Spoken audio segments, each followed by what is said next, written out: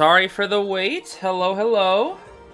Apologies if there's like a little bit of banging for like 5 to 10 minutes. My roommate is in the shower, and the shower is actually like really loud.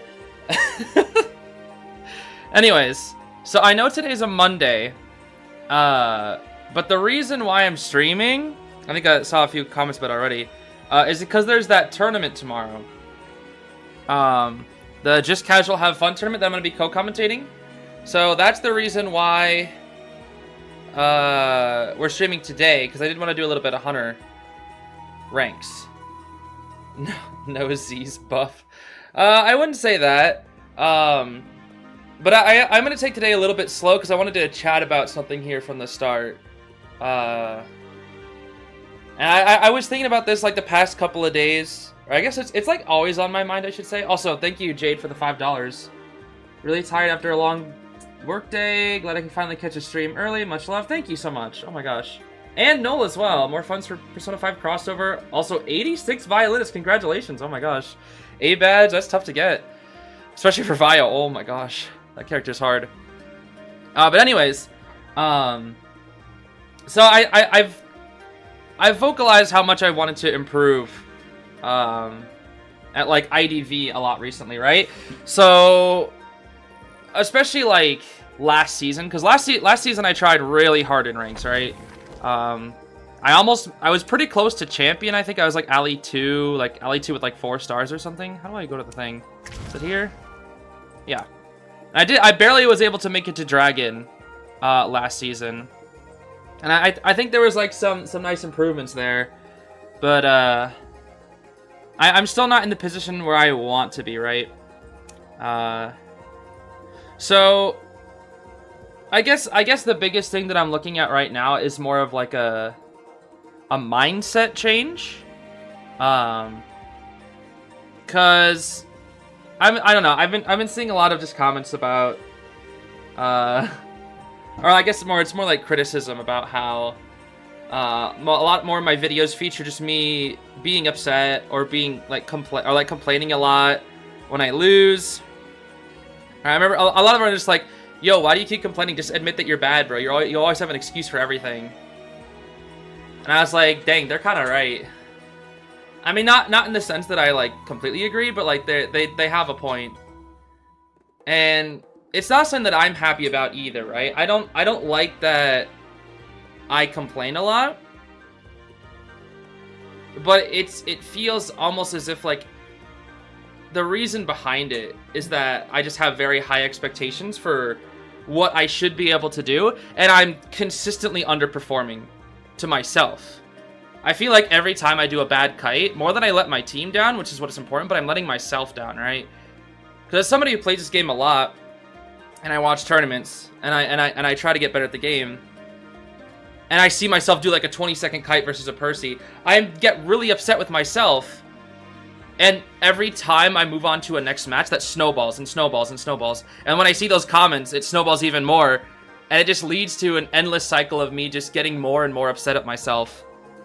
And that I feel like that is like stunting my growth, right? Where I feel like every time I make a mistake, instead of accepting that I made the mistake and looking back on it and trying to improve from it, I just get upset instantly and just kind of scream at myself, do better, do better, do better, you're bad, do better. And that doesn't help. Like I think I mentioned something to Santi like a few streams ago where it was like when we were doing 1v1s, all I can think about when I'm playing ranks, and I noticed this today too, I was playing ranks with Hikato and Santi, all I can think about during my kites, as Survivor at least, is don't fail, don't fail, don't fail. I don't think about where I'm supposed to go next. I don't plan out my routes. All I can think about is don't fail, don't fail. And half the time, because of that, I'm so worried about not failing and not messing up that I'm not actually thinking about what I'm supposed to be doing. And I start panicking and I just run into walls. I miss all my flywheels. I mess up all my stuff. And then I'm just like, how the heck am I this? Like, how am I like Alicorn? What? I'm playing like a freaking worker bee constantly. And that's like really upsetting. It's like, how did I get TS'd on chair like 3 times in a row? Like, why does this keep happening? I should be better. But like, I kind of just have to accept the fact that I'm not at the level that I think that I am. And instead of just being like, oh, that's dumb. Like, why can the hunter do that? Or why can survivors just, like, have 18,000 flywheels per second? Why does nobody mess up their flywheels? But, like, I always do. Like, why? It's like that kind of situation, right? Or it's just like, why aren't things benefiting me 100% of the time when it works the opposite way when I feel like I'm playing a different faction, right? I think almost everybody has this feeling of, like, you play Survivor and your teammates throw. Or even you, like, you flop. And then the second you play Hunter, the survivors lock in. And they barely mess up, right? And that's what's crazy. That's what it feels like half the time. And then you're just like, what? Where were all these bad survivors? Or where were all these good survivors when I was playing Survivor, right? And that's, like, the mindset I've been having, is just like, why am I not good enough? It's like, if anybody has seen Inside Out 2, it's like the I'm not good enough kind of thing. And, like, that's what I'm constantly telling myself. And that's not something that I should be telling myself constantly. Because all it's leading me to do is to get more and more upset at myself, which in turn is shown through this content in my videos and whatnot. And I don't want to make it awkward for the people that I'm playing with, like, especially in Santi and Hikaru. I feel so bad because sometimes I'll, like, be watching their videos and I'll hear myself complain and I'm like, oh my gosh, shut up, you're so cringe. Just shut up. Like, the other people are trying to focus on match and communicate, and you're sitting out here saying, oh, but I tried to drop the pallet, but he went through it. It's like, I don't care that he went through it. Just shut up. Like, let the other people communicate with each other and stop complaining. It's like, oh my gosh, I hear myself in the videos and I sound so cringe. And that also just leads to me hating it even more. And thank you for the kind comments, everybody. Sorry, I am, like, vaguely reading chat, but I'm trying to just, like, rant right now, I guess, before we start. So this has just been, like, a lot of what I've been feeling, especially, like, especially recently. It's like, it, like, comes in waves of, like, how intense it is. But, like, it's been, like, really bad recently, especially with that Wu Chang video where it felt like everybody I was going up against was just cracked. Like, everybody was good. And, like, I was fighting, like, mammoths and elks. And they were insane. They were so good at the game. I was like, what's going on? Where's all the people that are AFK that I... Like, where are all the, like, the ones that miss their flywheels? What about the ones that mess up their harassments and stuns? It's like, huh? And, like, I can't improve by expecting others to be bad. But, like, at the same time, when you make daily videos, it's a little harder to improve because you're focused on creating the content. And then, like, on the other side of things, when it comes to not being good at the game, but more my commentary style, I've been getting a lot of criticism about my commentary. It's like, oh, when you're watching tournament players, you repeat the same criticisms and the same jokes over and over and over again. And it's like, I get that. And I want to do better. But at the same time, when I'm doing daily videos every single day, I can't just come up with a new joke every 2 seconds. I'm a regular guy. I'm not a comedian. I do YouTube for the fun of it. Like, I'm not funny. I guess I'm not like a guy that just can just create new jokes. Like, I'm sorry that you don't like me saying Mike Gaming for the 5,000th time. I think it's a little funny, but I mean, it's cool if you don't. But it's like those comments too. It's just like every time I've been sitting down to make a video recently, it's not that it hasn't been fun, because I do really have fun with it, but it feels like I'm not as proud of it, I guess. I think that's the thing. Where I feel like a couple months ago, especially during like the beginning of Koa, I was really happy with where I was. I was really proud of like the videos that I was making, but I feel like I'm less proud of them now. And I don't like that. I want to have pride in the things that I create, and I don't feel as if I'm bringing enough to the table, or that I'm improving or growing as much as I want to with content and with my skill level at the game. So I wanted to just like kind of talk about that real quick, Because I know there's a lot of other players out there. A lot of you guys in the comments have said similar things like, oh man, I'm happy that Zeez posts his losses, and I'm happy that he posts him flopping, and I'm happy when he complains, because I do the same thing, and it's like, that's totally cool, right? But it's not that I want to stay always being like that, right? And like, if I flop here and there, that's like whatever, but I don't want to just like flop all the time. And like, I have higher expectations for myself. And it's like, when I don't meet those expectations, that's when I get really upset with myself. So, what I've been thinking is I'm gonna follow the logic of my boy Isagi from Blue Lock. Peak anime, by the way.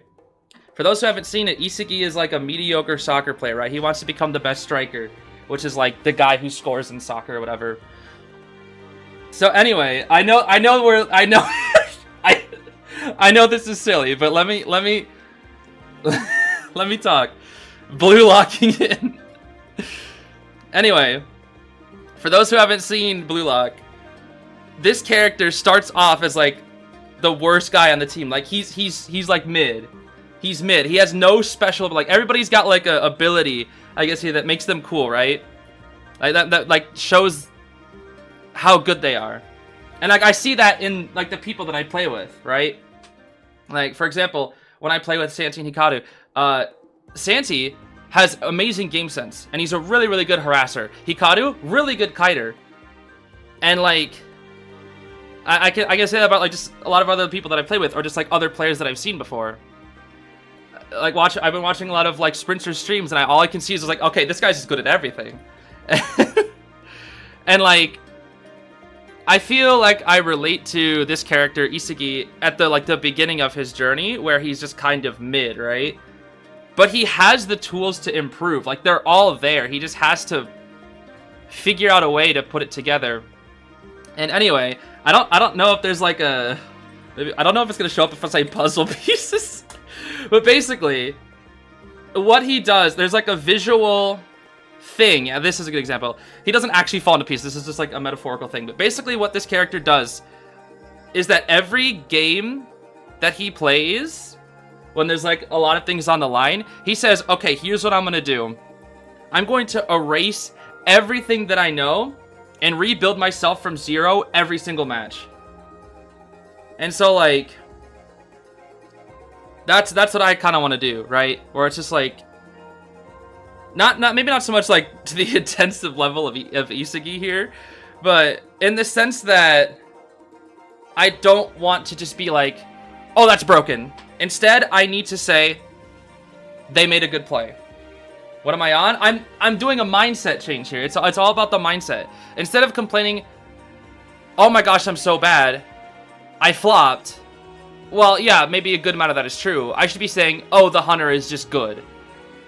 And like, that means they're a worthy opponent. That means that they're worth fighting. That means that they are somebody that I can improve by facing. And it's just turn every negative connotation into a positive connotation is what I'm trying to do here. And like, that's the thing. And just like, take in all the information that I can, that is possible out there, and build myself into like a newer, better version of myself. That's what I'm trying to do. And this applies to everything, by the way, but I'm looking at it specifically in the case of improving at IDV as both a creator and a player. So, anyway, if you haven't seen Blue Locket's Peak, go watch it. But anyways, so we're gonna play some rank today, but I also wanted to, I think there was like a match that I wanted to watch. Yeah. So I have to give a huge, massive shout out to Aaron from RVL. It hasn't really been that much on screen, but Aaron has actually helped me out, especially on my hunter journey, in an insane amount. Like I can understand why he's a coach for B4U/RVL, because he's a freaking genius. So he literally was able to look at like 5 games and point out like hundreds of mistakes that I was doing. So many, like, little itty-bitty things. Which was crazy. And, like, he gave me this coaching session that was, like, an hour and a half long. We reviewed, like, 5 of my games. And, like, the amount of just knowledge that I was given was just insane. And he just gave me, like, a bunch of reference videos to watch. I've been watching all of his Sprinter streams and whatnot. And he gave me, like, a giant list of bullets of just, like, things that I can improve on. And that's, like, amazing. Like, I can just probably, like, talk about a few of them here. Let's see. Let me find a few of them. I'm not gonna say all of them, but let's say, like, whenever you're in a body blocking situation, look down at the floor. Make it a 2D game. Keep in mind the timing of self-heals. Every time you're trying to have somebody self-healing, you have about 1 to 2 actions that you can commit to. I have to be more patient with wind charges when using Night Watch. Keep myself between, whenever it's endgame and there's a survivor trying to get to the gate, always keep myself between the survivor and the gate, like how I threw those Naiad matches because I did the opposite. Always think about the rebound potential that a survivor has, and in case of when can I go for double downs, when can I not. And there was like this really good, let me get out my MS Paint for this. There was this really good explanation that he gave. I think I talked about this when I was 1v1ing Shad the other day. But it's about the taxi versus gun. Now this sounds like really dumb, right? This sounds really dumb. But basically, you know how Night Watch has like his little wind charges thingies, right? It starts with like 3. So basically, Night Watch has 2 options to use one of these wind charge thingies, right? Let me just do like a quick Night Watch drawing. I don't know why he looks like a lion, but this is awful. That's what he sounds like. So like, Night Watch, let's say the survivor is like here. Night Watch has 2 options. He can either, 1, use his wind charge to catch up to the survivor. This is the theory of the taxi. So Aaron said, thinking, it was like a really weird metaphor, but it actually worked out well. So this is a taxi, right? You can either use a taxi to get to the survivor, or I can walk to the survivor instead and use a gun. Pew! So, when using wind charges as Night Watch, there are 2 options. 1, you can use the wind charge to catch up to the survivor, or you can walk toward to the survivor and then use the wind charge as a weapon. That's the theory. That's the gun. Would I rather, like, for a case like a psychologist, would I rather use a taxi to catch up to the psychologist, or would I rather use a gun to get her down? That's the thing, is like being patient and knowing when exactly to use the wind charges. Because a lot of time I'll just waste my wind charges always taking the taxi, right? But if I take a taxi to the survivor, what if they have a gun too? How am I supposed to protect myself? Or I guess rather, how am I supposed to kill them with my gun? This is the worst Night Watch drawing I've ever seen. But like, how am I supposed to win if I don't have a gun to counterattack with? What I'm basically saying is that, let's say this is like an Ada. I can take the taxi to catch up to her because she won't have as many resources. But if it's something like a forward, and he's got a football, I can't take the taxi, I have to take the gun.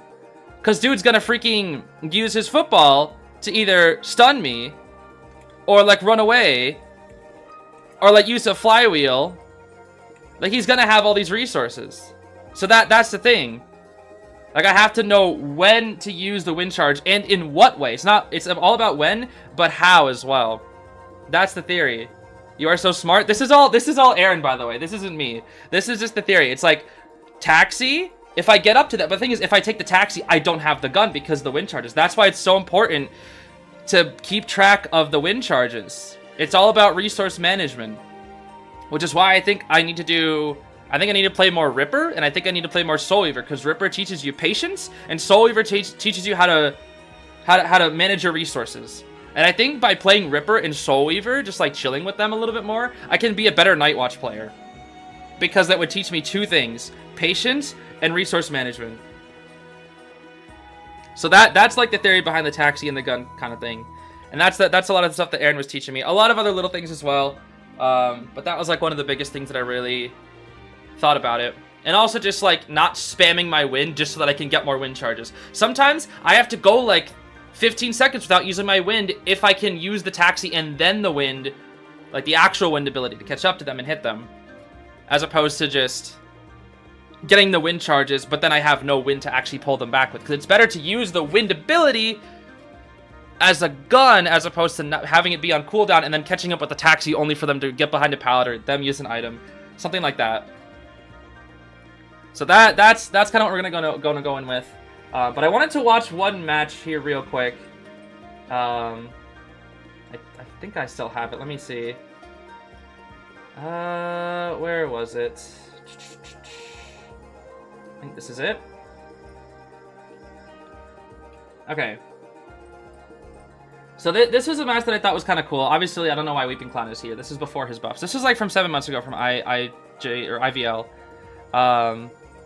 And this is a Night Watch match. Aaron sent me like a bunch of Night Watch matches to do. We're gonna look at this match, then we're gonna look at a couple things from Sprinter streams, and then we're gonna play some matches. Sorry that we're like I said, I know we're taking it slow today, but I'm taking it slow to learn. So I think for spawns, it was like, it's kind of hard to see, but it's Merc middle, Weeping Clown in the 2-story like connected area, Batter near Umbrella Gate, Cheer at the tunnel. And I think Night Watch spawned at like, yeah, he spawns up near that like plant thing. So like obviously in a situation like this, you're gonna chase the Weeping Clown. But like what I was doing while watching this match, because like when I watch like tournament matches, right? I kind of just like don't pause or anything. But what I was doing while watching this match is I was like analyzing every last thing. So I paused from the start and I was like, who do you chase? Because you have the Weeping Clown in 2-story, which by the way, you can't spawn upstairs anymore. And there's the cheerleader toward the tunnel. And I was like, okay, Weeping Clown sucks, so we go for Weeping Clown. Which is right, he does go for Weeping Clown. But he has Control Freak, so he can get distance, and he has Detention trump cards, so he's going to have that Hunter's Instinct speed. And he uses Hunter's Instincts in this situation to the best of his ability. A lot of hunters will look down at the ground while chasing, so they can get that like 8% speed boost because of the trump card path. And like in this situation, I don't know if this is just experience, but I have no idea how the Night Watch knew that Weeping Clown was upstairs. I guess it's like he spawned in this area, but he didn't see any trails around, and like he must have got up to this point quickly enough, so he knew the Weeping Clown to be upstairs. Because if that was me, I wouldn't know. That's the thing that I just don't have the experience of. So in this situation, he can't use his rocket because Weeping Clown sucks, so he gets a free hit. But this is the first hit that he gets, and literally, he doesn't get another one for like a whole minute. By the way, something that I noticed this Night Watch does, there's two things that I'll point out. First thing, I think is right here. Let's see. I'm like super overanalyzing this, by the way. First thing, boom. He barely looks at ciphers. Let me see if I can pull up a Sprinter stream. Every time, almost every single time. This is what Sprinter is so good at doing. Every time Sprinter plays, he's insane. Let me see if I can find the match. Every time this guy gets a hit, he's looking at ciphers. Every time. Like, let's see. He's going for a lawyer here. Gets a hit on the lawyer. What does he do? Looks at ciphers instantly. This is something that I have to do after. I have to burn this into my mind. Every single time I get a hit as Hunter, I need to look at the ciphers. What I'm always doing is I look at them only sometimes, like maybe half of the time after I get a hit. I need to do it every time and get as much information as possible. Because a lot of time what I'm doing is I'm just like, oh, I'm so aggravated. I got the hit and I'm trying to like look at that survivor. So I'm like, okay, I don't want to lose track of that survivor. But I can't only do that. I have to get as much information as possible. And that's what Sprinter does. After every hit, he looks at the ciphers. And then he continues with his chase. He like hyper optimizes it. So this Night Watch didn't do that. He didn't look at the ciphers. He looked like a little bit, I think, like at Merc cipher down here, but he didn't look at the other ones. Maybe they're like ever so slightly in view, but like you're on a phone, you're not gonna be able to see that, dude. So in this situation, you get the Control Freak boost, and not only that, your Hunter's Instinct is gone though. You see how the Hunter's Instinct in the top left is gone? He's trying to get it back right now. That's why he's looking down at the ground. So he gets the Hunter's Instinct back.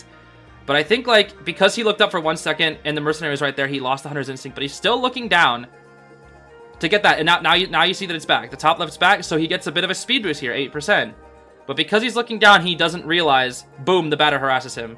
But what does he do? Here's the situation. Weeping Clown has so much distance. He's in the very left, like, by, like, the map. He's already gone.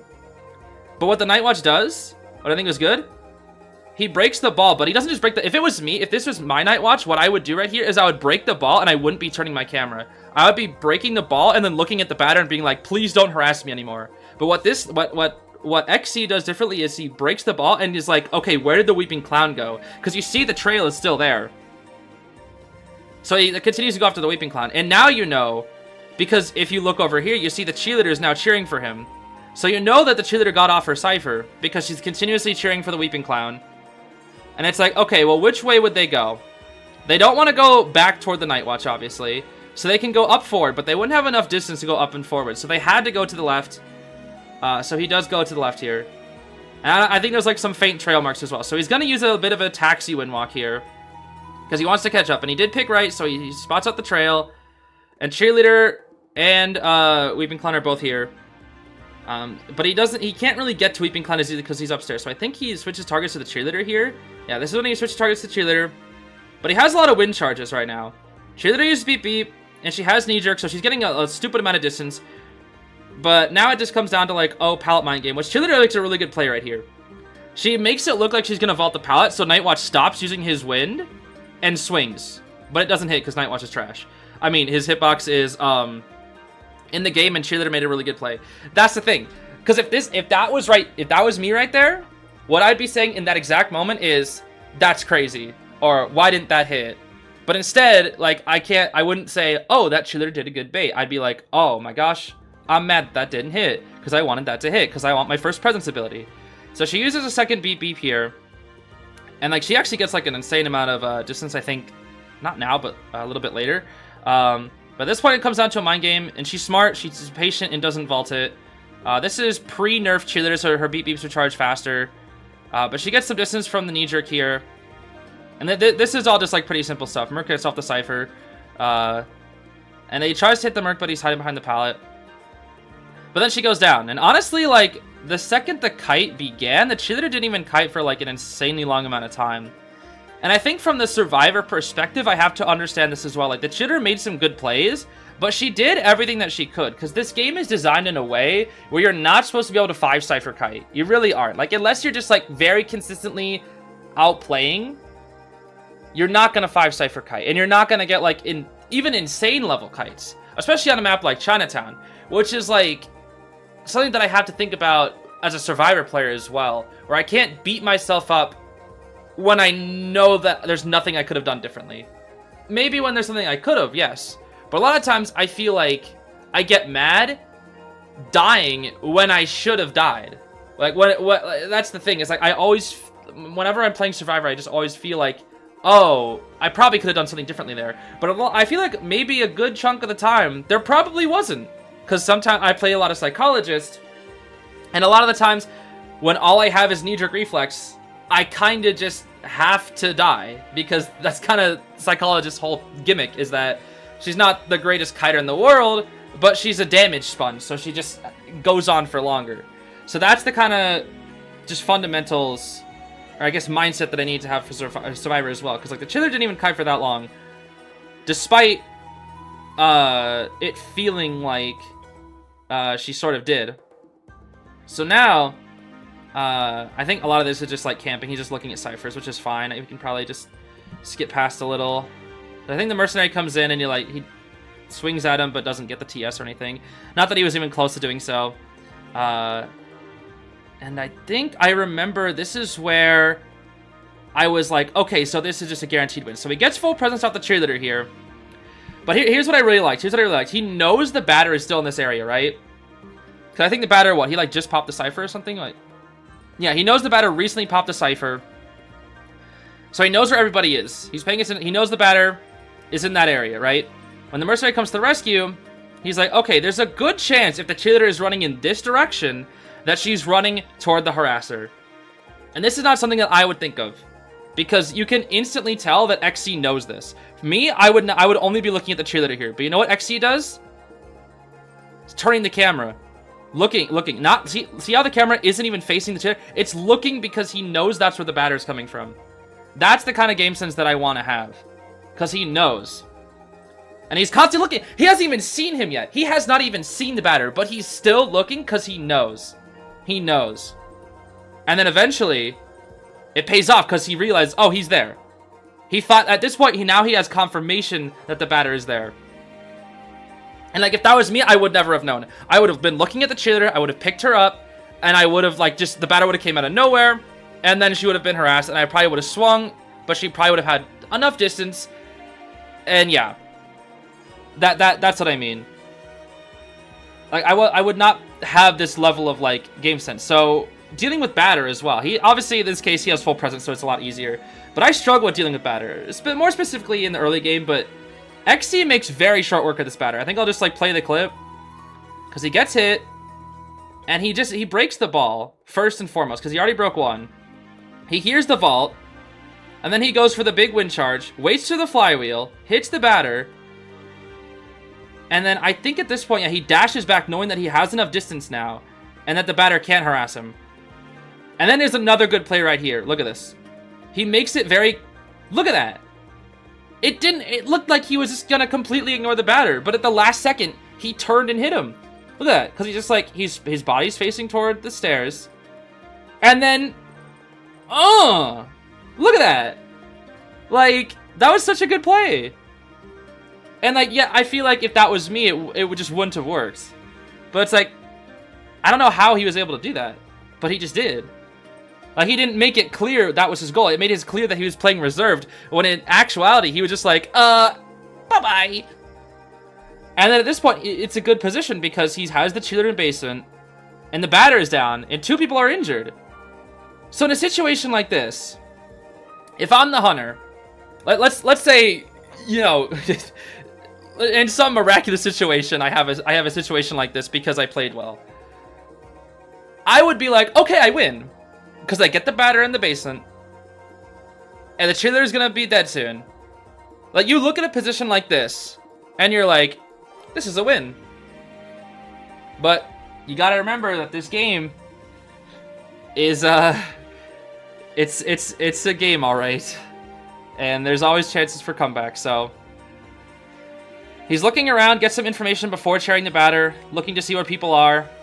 Maybe being mindful of the potential Weeping Clown coming in. And he knows the mercenary is nearby. And obviously the mercenary... This is where something unfortunate happens. But he sees the mercenary elbow pad in. Because the mercenary needs to kind of come in, like, now. If he wants to even have a chance. So he has Blink, and he decides the best thing to do here is... Blink. And hit the chair. So, because of that... they're able to get out. And instead of hitting the mercenary here... He goes to the cheater because she's dead on chair. But since she has so many resources, it becomes insanely hard for him to go after her. And look at the speed. Look at how fast the cheater is. Ready? That was like 2 seconds. 2 seconds and she's already there. Insanely fast. She was here 5 seconds ago. Crazy, right? Insanely crazy. And look right there. Did you see that? Look at the top left.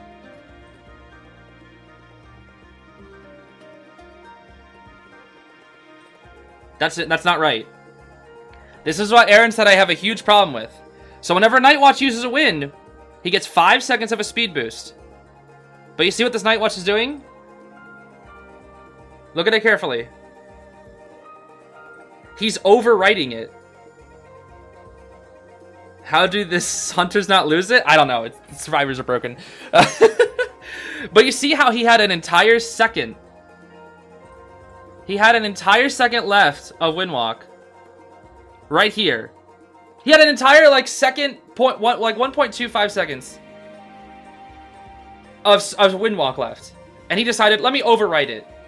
He had an entire second left of a 25% or 26% speed boost, and he just overwrites it. And if you look at my gameplay, I have a huge problem with doing this. I have a massive, massive problem with doing this as well, where I overwrite my Windwalks. But you should be using Windwalk, especially if you're trying to, like, get the max amount of it. You should be using Windwalk the actual second that it ends. That's the best time. Obviously, it's really hard as Hunter to keep track of all these things that I'm mentioning at once, right? It's really hard, especially with how fast this cheerleader is, especially with how many things are going on, because you're supposed to be doing so many things as Hunter at once. Which is why Hunter is hard. Which is why it's so hard to win. But it's like, even top players have this issue. But I really like that he used a wind walk and then dash and was still able to jump over this. But like in this situation, remember earlier like that he was in a situation where like, oh, he's gonna win, right? Because he had 2 people chat and base it and 2 injured. But look, they're already on the ciphers. They're already on. Both ciphers are moving again. It's been like 10 seconds and both ciphers are already moving. And like if that was me, I'd be like, how are they already moving? They were like all in one area, but like within 10 seconds 2 people are already on the ciphers again. And that's like the optimal cipher rush. And that's what's crazy. So he does get the first target down. And I think at this point it comes to like him playing a little bit reserved or something. I think like they just kind of, it's like some reserved gameplay for like a few minutes. Batter does like a good harass. And he's just like keeping track of this. He's just kind of like preventing the cipher pop, just kind of preventing the inevitable. And I think he gets the Weeping Clown down like right around here. I think this is like another good example right here of why Weeping Clown sucks. Right here. Because you can just do that. Yup. And so they are unable to pop before the Weeping Clown goes down, and then I think it's like a really weird situation because it's like, again, there's like no resources on the board. The cipher is primed, yes, but like you'd think the Night Watch would have the advantage here. He gets the batter down, and they still can't even pop, so he can chair the batter. That's another chair, and he breaks the ball. The batter won't have any resources for his rebound. But again, because Mercenary being broken, he's able to come in, eat the hit, get the rescue. Everybody's got borrowed. And then he thinks about going for the Mercenary to force the pop, and then switches back to the batter, thinking that he'd be easier to down. But obviously batter is broken, has insanely fast vaulting, so he decides to break this completely. And like, look at the impatience. He's very impatient here, I think, if I remember correctly. Wind walk, and then, did you see that? Do you see that? Look at top left.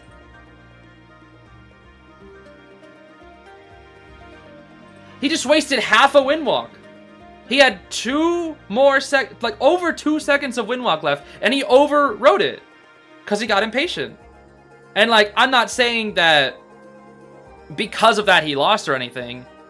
Not that he loses, but that's the kind of thing. You can't be doing that. You got to be better with it. And like, I was looking at that, I was like, man, a lot of other Night Watches do that too. So, a lot of Windwalk speed is front loaded though. Yeah. I get why they do it. I mean, I do it too. But yeah, because of all the resources the batter has, of course, being rage mode for insanely fast vaulting and flywheel, he's able to buy a lot of time. And at this point, XE gets aggressive here, swings. But like at this point, like, it's just the survivors have all the tools, right? Because you're not like an Ivy, so you can't just warp everywhere. You know, if you go after the Mercenary, the chances of you being able to down him, chair him, and then go back for the batter and get him down too is not good. Because like I was saying earlier, you only have about 15 to 20 seconds to commit to something before a survivor can self-heal. It takes like around 20 seconds for a survivor to self-heal. They can heal a little bit faster if they have, like, you know, Persona Web buffs or whatever. But as a general rule, you have about 15 to 20 seconds. That Night Watch teleported, committed to the Mercenary a little bit, and then realized, okay, there's no way I'm going to be able to catch him in time to go back for the batter. So, he goes for the batter instead. Mercenary and the Weeping Clown are able to get out. And it's like, even after all of his optimizations and hard work, preventing the cipher, chairing in basement, doing all these things, it's still a draw. And like that, sometimes at the end of the day, you just kind of have to accept that. That like your opponents played well. Even if you played at your best. Not every match can be a 4K. Like this game is harder for hunters. It just is, especially when survivors are on the top of their game. Is it Night Watch a draw hunter? Yeah, he's a draw hunter. I mean, Chinatown's his best map. I do think the Night Watch should have bought Insolence maybe here. But I mean, I guess like Insolence Warp is better, but this was at a time where Warp didn't exist. But that's how I want to watch that match, because like of what that person was doing really, really well, but what they were doing wrong as well. And it's like, even top players have, you know, things that they can improve on. And I don't even know what XT's main is. Maybe they don't even main Nightwatch, but it's just like, that's what I was looking at. That's what I've been doing with every game that Aaron sent me, is I've just been hyper analyzing them, especially when it comes to Nightwatch, because he's my main. So, yeah. I know we spent about just like 45 minutes, just kind of talking and like reviewing gameplay and whatnot. But we're almost done. There's one little thing. I need to see if I can find it with a Sprinter stream real quick. Give me like just a few seconds. Yeah, okay, here we go.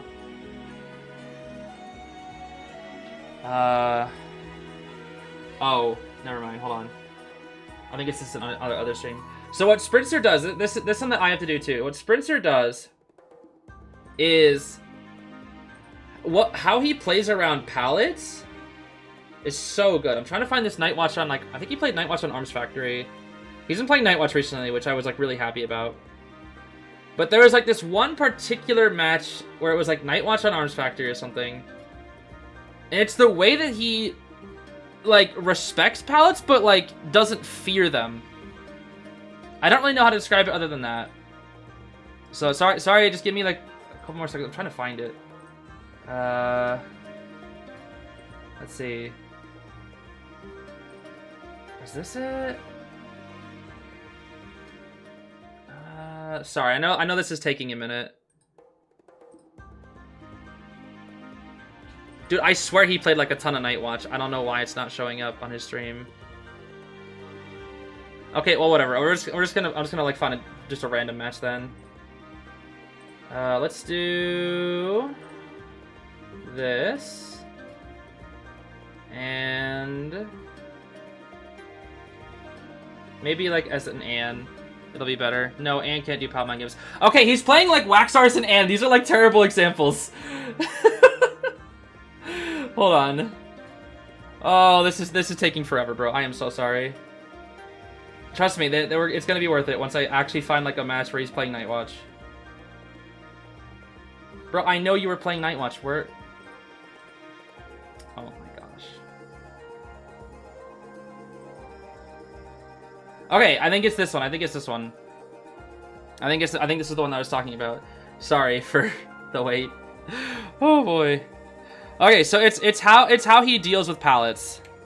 It's how he deals with going through pallets. I want to see if I can find it here. Or maybe I can just use the example that Aaron showed. I don't know. I don't think this is a good example. No, I think these guys kind of threw. Hold on. Did they? Yeah, I think this is the team that threw. Never mind. Oh my gosh, I'm trying to find an example. Hold on, let me just show the one that Aaron sent me. I'll just do that instead. Sorry. This is like so scuffed. I'm so sorry, everybody. Okay. This should be it.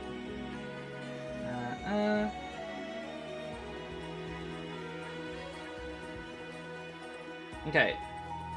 So what Sprinter does when he approaches a pallet, and this is like not the perfect like example of it, but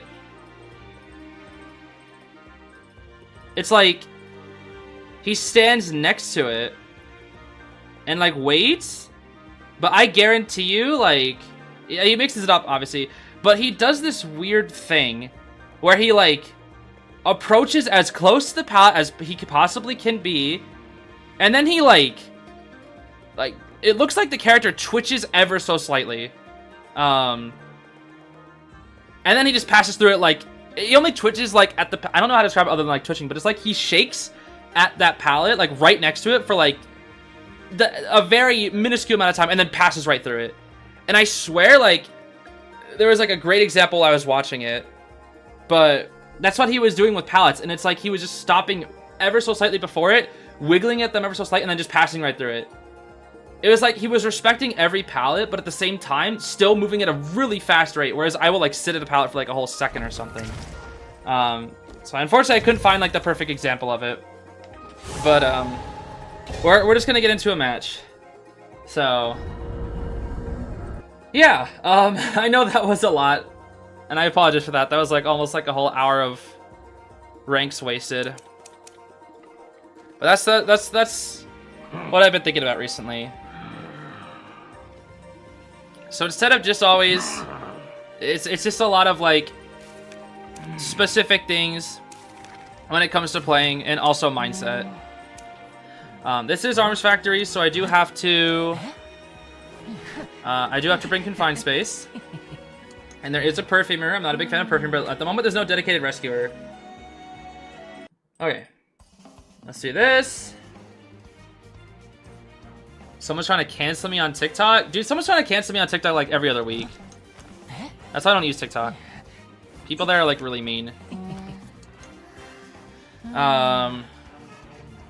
Let's see. Enchantress, Perfumer, Mage, Little Girl. See, this is the type of team that Nightwatch can deal with, and he should theoretically get a 4K with. He struggles versus Perfumer a little bit. And Enchantress maybe. Mage a little bit. Mage is a good kiter. But I do need the stun reduction for the Enchantress. Otherwise, I don't think I need quenching. There's no decoder. This should be fine. And I have blink. Okay. Strange spawns. I'm not confident chasing in locker. Little girl's not going to be the best chase either, though. Yeah, I'm glad I didn't spawn up there, because then I would have to chase the perfumer. I hate chasing perfumer. Okay, so so what I've been doing with my matches recently is every time I look at ciphers after I get an attack recovery, I get a point. Every time I don't look at ciphers while I'm in attack recovery, I lose a point. So it's like something to be mindful of. But we're gonna see if we can try to go for the little girl before she teleports. She might move to the cipher. She probably has heartbeat. Oh, I do pick up on the trail. Okay. It's gonna move up here. Now since she's in the range, she's not gonna be able to... This might be a hit, actually. Actually, I don't know if this is gonna be a hit. Oh, you're tiny. What the heck? Okay. So somebody's right there. That might be the perfumer. Okay, so this should be a guaranteed hit. Lovely, okay. I see where everybody is. So perfumer should be in one of those two. Enchantress is over there. And the magician is likely right there. So the magician is getting off his cipher. And the enchantress is not. So I know where he's coming from, so I can spot him out a little early. The other two ciphers are still being worked on. Mage is nearby, there he is. So we can kind of cut him off here. Yep, he uses a wand. The other two have not yet moved off their cipher. And he can't get the rescue anymore. Do you have flywheel? He doesn't. Okay, so he goes down. And Chan just got off her cipher. So I'm thinking in terms of options of what people can do at the moment. And I know Enchantress is coming from this area. There's no way she's behind me already. I think I saw something move over here. Yep. Where is she? Oh, she snuck behind me. Okay. Well, that's unfortunate. I can walk around. Little girl has no resources. Never mind, she has a flywheel. Okay. Magician will likely get up soon. But right now I have no resources. And the little girl, I think, is hiding behind the pallet. Is she hiding behind the pallet? She is. Yep. There's nothing over there, little girl. Okay. So they're still working on that cipher. That's the mage's old cipher. And I think Perfumer is on it. Perfumer popped her cipher. Enchantress probably healed the magician, so I'm not going to assume that his self-heal was used. But now I'm going to go for the factory cipher, since it has to probably be the Enchantress. Because I know Perfumer's over there, so whoever's here is injured. Yeah, it's the Enchantress. So at the moment right now, I want to use my gun, and I do not want to... Yeah, I don't want to use a taxi. Oh, not quite. Okay, we get the blink. No ciphers are being worked on. The Perfumer finished her cipher. They heal up the mage, so they're likely pretty close together. I'm gonna see if I can share the Enchantress at middle? I don't know if I'll be able to make it, actually. It's gonna be close. Okay. So they're gonna be coming from around this area, I think. I had tinnitus earlier. I feel like somebody's gonna want to work on that cipher. Yep, they're gonna work on that cipher. So they should be coming. They should be around here. They should be around middle. Oh. Perfect. Okay, she goes back. Alright, I mean, that's fine. I'm still getting a lot of hits. This is fine too. Perfumer? What are we doing? Okay, another thing that I should be doing is, whenever I get stunned by a harasser, at least for like a long stun, I need to be looking at ciphers too. So I know Mage is on that cipher. And I know the Perfumer left to probably go to a cipher, so Magician's gonna have to come in. Okay. Perfumer's over there. Yeah, Perfume's over there. Magician's gonna stay on that cipher, but I have to stay here. I can't leave. About to get beef for some competition? I wouldn't say that. I had like a good start, but they haven't started their last cipher. I just have to stay here because Perfumer can feed tinnitus. Mage could maybe get the rescue in time. But I don't want to get backdoored.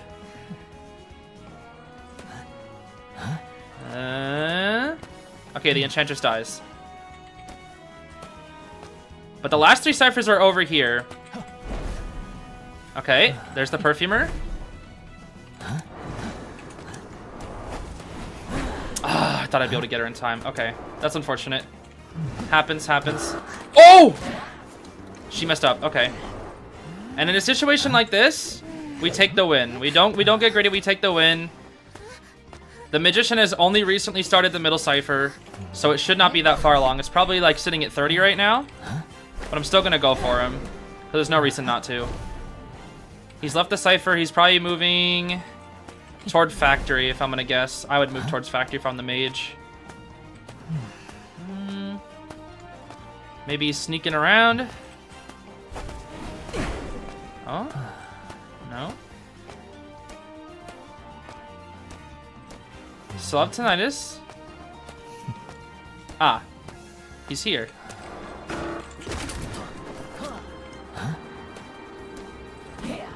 Okay.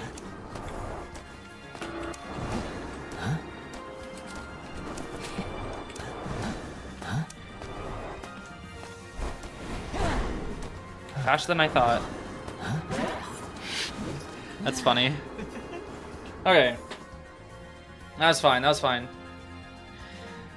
The issue was I didn't get kited in that game.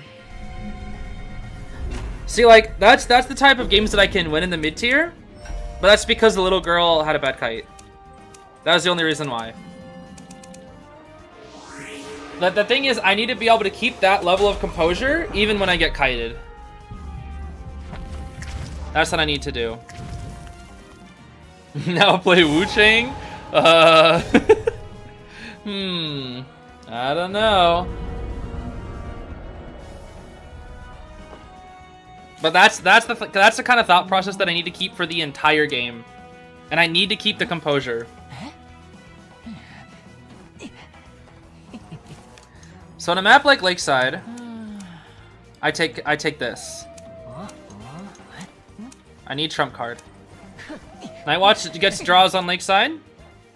There is a mercenary, so that's going to be a lot harder because there's a dedicated rescuer. There is a toy merchant who's very good on Lakeside.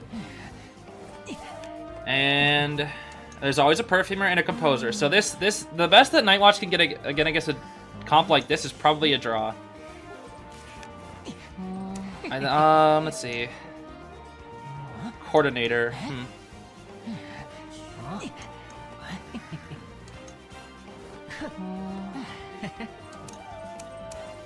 I think I really want to chase the composer, so I'll bring quenching. Yeah. I don't want to chase the perfumer. Composer's gonna spawn big boat. Yep. I'll chase the composer. And I pray that I won't get rotated.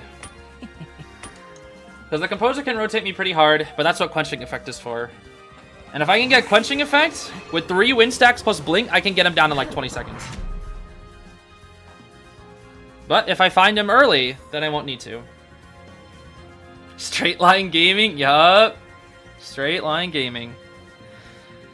But yeah, this is probably going to be a very close game. Unless the survivors mess up. Because they have ways of tanking damage. They have a dedicated rescue with Mercenary. If I don't find the Composer, that's going to be kind of tricky. Composer might even just rotate out. There's a good chance that he will. But you know, there's also a chance that he won't. So I want to go through this area to see if he's running out that direction. I don't see any trail, so he's probably... Yep, he's upstairs. So I'm using this wind so I don't lose track of him. And he's going to go head down there. It looks like he already used up his tuning fork. So I'm going to go around in this case. He's going to go like that. Okay. Can't really take a good look at the ciphers at the moment. He drops down. And now we want to use this. So this should be a guaranteed hit right here. Yep. Okay. Unfortunately, I have to slow vault this. But it is what it is. So he's got knee jerk. Maybe I maybe should have waited for my wind in this situation. But I have blink, so it should be fine. Oh, you're dead. TS, thank you. Okay, I know where everybody is. Merc's right here, so I can chair on Merc's Cypher, interrupt it. That's what I didn't do with the little girl. I didn't chair on a Cypher, which I didn't get to apply any Cypher pressure like that. But that was around a 60-second down-ish. So, nobody's going to backdoor. They're still committing to their Cyphers. Mercenaries here, use your elbow pad. Yep, good elbow pad. And I don't want to use up any more resource than I have to. Let's get the hit. I should be able to hit the Mercenary here because the Composer doesn't have much rebound potential. He goes that way, but now I have full presence. Can use this. I didn't look at Cyphers, -1 point. I should have looked at Cyphers there. I'm not confident enough to blink behind that. I am confident enough to blink here, though. Woo! That's okay. That's what Windwalker's for. Okay. Dang, he was fast. All right. So somebody's over there. They finished that Cypher. That is the Coordinator's Cypher, I think? Perfumer is likely healing up the Mercenary. So whoever's over here is probably coming to rescue, which would be the Coordinator. Yep, she's coming over here. I'll break this pallet. She's not going to come behind me, so she's going to come from over here. No. No, you're waiting. You're behind there, aren't you? Stalling for top. Never mind, she's up there. Okay. Shoot gun, that's fine. Composer can rebound to Big Boat, but I have a lot of wind, so I should be fine. I didn't look at the ciphers that well. Okay, he's gonna get his knee-jerk speed, but he's slow vaulted, which is unfortunate for him. He can go around in a situation like this. Let's see, which way is he gonna go? He's gonna go this way. Alright, this is fine. We'll do it again. He gets his window vault speed boost, and I don't think that I make this because of knee-jerk. But this time, I have the quick vault. He's gonna have that pallet, but he doesn't have his speed boost afterwards. So he's dead. Oh! That was actually kind of crazy. Make it a 2D game. Look down. Cypher will not be ready. She has no more gun. So he's dead. So we get the guaranteed draw. So now, I didn't look at Cyphers. Minus another point. Cypher there. Let's head to the Cypher. That should have been fast win. It's fine. That should have been... Yo, what am I doing? I'm messing up. Perfumer early rotated off her Cypher. I'll swap the teleport here. Mercenary should be on that Cypher. I'll keep the Perfumer, like, chase her away. Dang, she rotated me far. It's not ideal. I should not be chasing the Perfumer, but I'm kind of stuck committing to her, which is unfortunate. I'll just teleport onto somebody. I'm really just actually stuck out here, which is not good. I should not have chased the Perfumer this far. She, like, early rotated. This is, like, a very bad idea. All I can really do is waste her resources and then teleport to the Mercenary. Here we go. He's likely gonna elbow pad away. No, that's the Coordinator. I needed to drop that pallet. Oh, unfortunate. I know she has a wand. Can you use the wand so I can TS you? Okay. So Merc's on that Cypher that Perfumer was on. So if I can get this Coordinator down, she's trying to die away from the Cypher.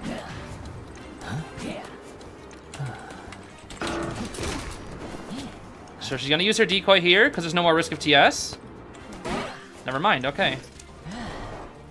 So they need to start their final cipher if I chair on your shore. If I chair on your shore, I apply the cipher pressure that I need to. Nightwatch hitbox moment. I wouldn't say that. Oh, she's here. That cipher sounds like it's really close.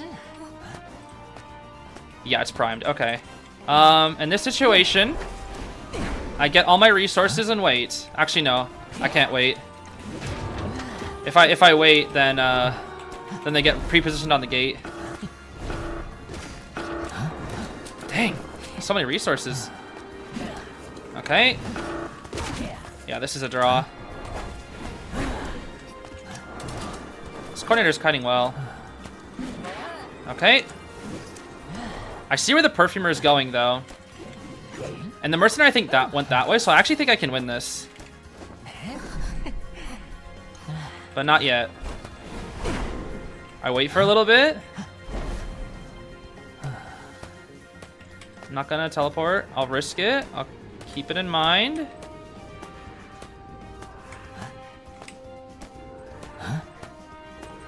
Now I'll go. Okay, well, unfortunate. Thought she'd be on that gate. Is that her? No. Do they make it back for Cord? They do not. Mercenary got out, but where's Perfumer? She might be on the dungeon.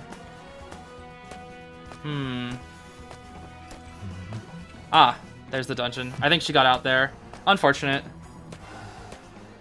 Ugh. That sucks. They probably had good communication. Yeah, this team was in much better sync than the last.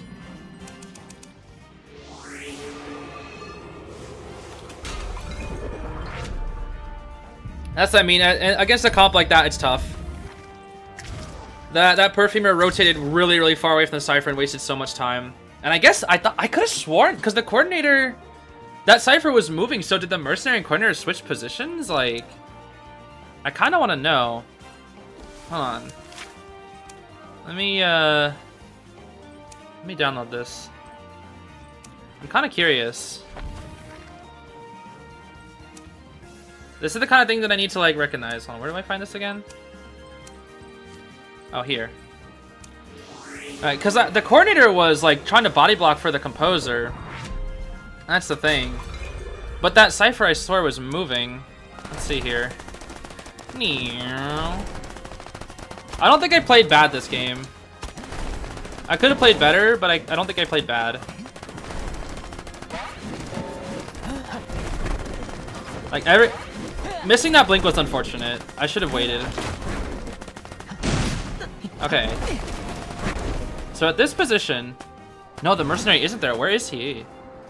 No, he was going for that. So he was going for that cipher. Yeah, this is where the coordinator thought it'd be a good idea to body block because she got a syringe. So Merc did go to that cipher. So I wasn't entirely wrong. She misses the body block. Yep. I don't know why she bothered to try and heal stall. That pallet being there was kind of tough because I wasn't able to get a hit on coordinator. So Merc was on this cipher. And coordinator also came to this cipher? Yeah, she also came to this cipher. But then where did Merc go? Was he also here but he hid maybe? Maybe he was hiding. Because he was there at the ending. So they were both on that cipher. No, he got off. He came to that. Oh, he left and went to this one.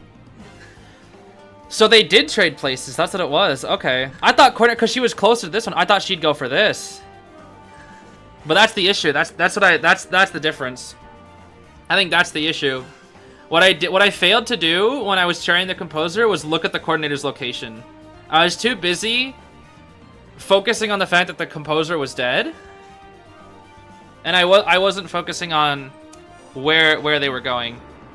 And this was just stupid. I shouldn't have chased the perfumer. She like early rotated me. I don't know why I committed to her. I guess like in this situation I was just a bit confused because had I doubled back for the Merc, then I would have found him. And I thought that the coordinator would be on like they swap places basically. I'm on spectate the pros. No! Get me out of there. Not yet. Not yet. Okay. Not the result that I wanted, but it's not... I don't think I played bad. Just could have done better. Alright, Red Church. This is the map that I struggle with the most, I feel like. Aaron said I'm better on Red Church than I think that I am. But I feel like I struggle on this map a lot. Hermit Band, totally understandable. I think we'll take the same build depending on... I'll put my final point depending on what the survivors are.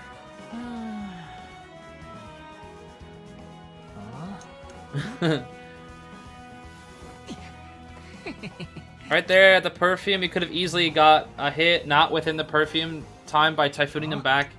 They run in, they go backseat, just hit into the teleport. Yeah.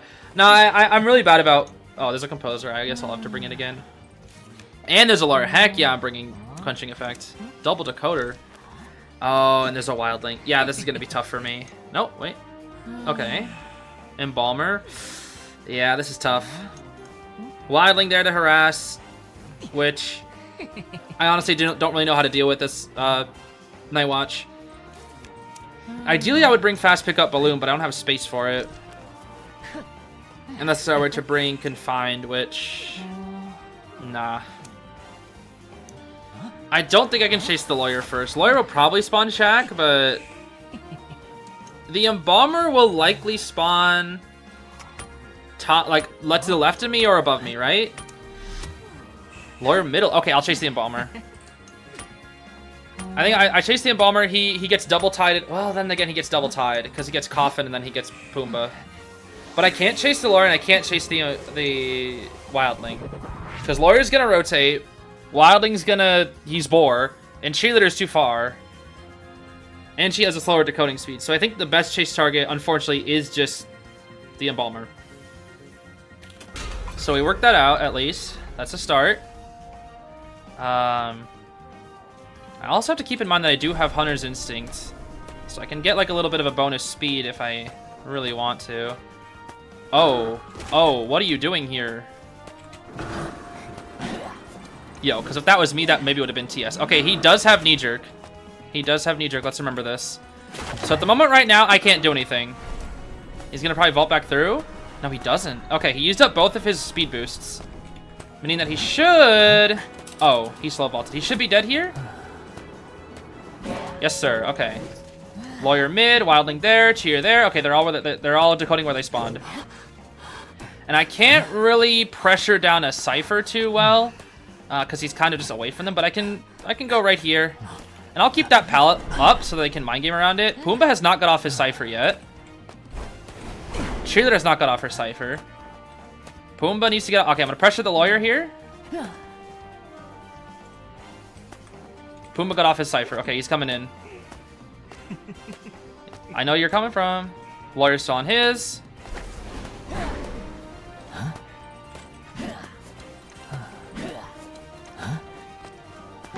Okay, you need to get on Pumbaa, buddy.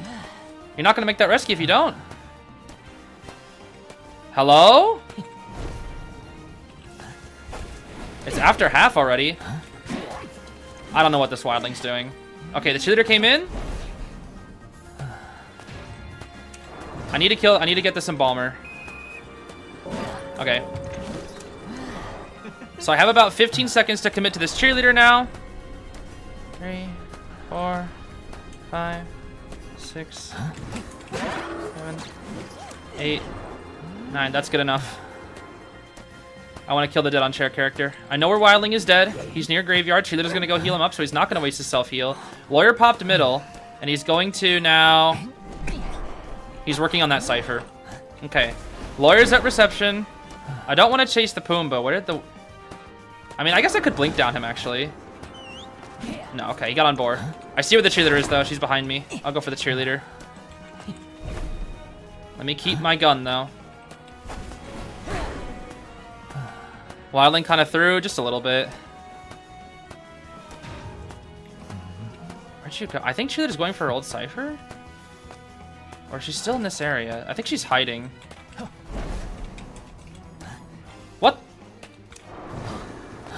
Why are you here?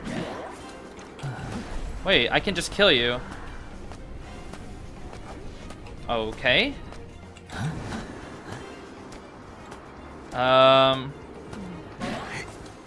Yeah, I really don't know what this wildling's doing. Okay, Cheer did go back to her old cipher.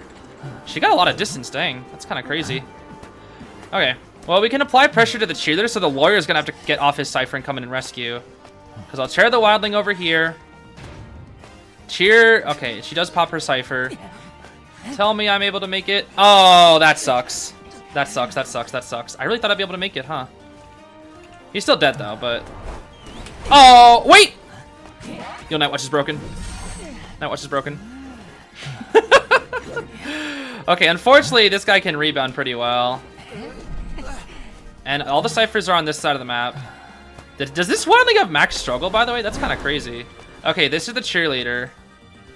I can't commit to the cheater because I know the lawyer. Or can I? That was a terrible warp. That's the lawyer? Fly out right now. Where's the cheerleader? Is she gonna get the rescue? Hold on, let me see here. She's nearby. It's after half. So she must have stayed hidden in this area, is what you're saying. No? I don't know what this team is doing.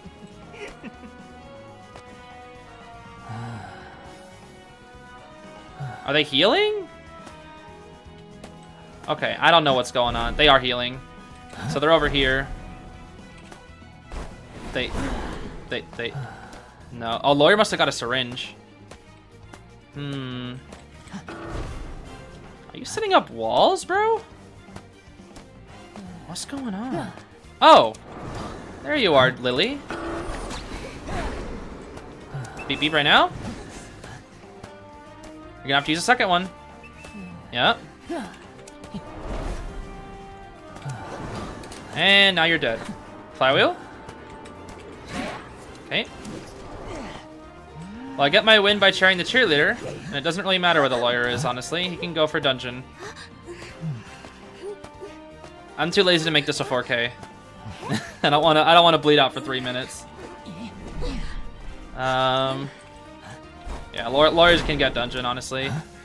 So he must have got a syringe or something. No, I think he's actually near graveyard. I'll test my game sense, actually. I think he's near graveyard. Let's see. Are you near here, buddy? He is. Okay. Oh, wait. I heard him. I swear I did.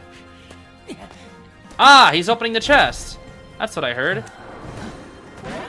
Yeah, game sense. Woo! Woo! You did have flywheel. Why didn't you use it earlier, bucko?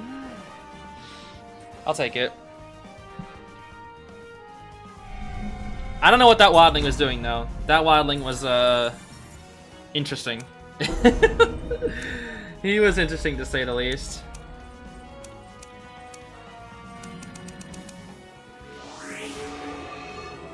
Coke serve an 8? I wouldn't say that. I think the wildling kind of messed things up. I don't like. Why didn't he just get on his boar? You have boar. Like, he was like allergic to using boar or something. I don't know. It was weird. I'm a better melee fan than you. That's fine. Why would I want to compete when everybody can love melee? When I grow up, I'm gonna become a pro hunter just like Zeez. Yeah, okay. I'm not good. I think I'm gonna play a little more aggressive here this time. I want to bring Inso. This is my Ever Sleeping Town build. Well, I can get rid of this depending on what the survivors bring. Mage, Painter, and what else?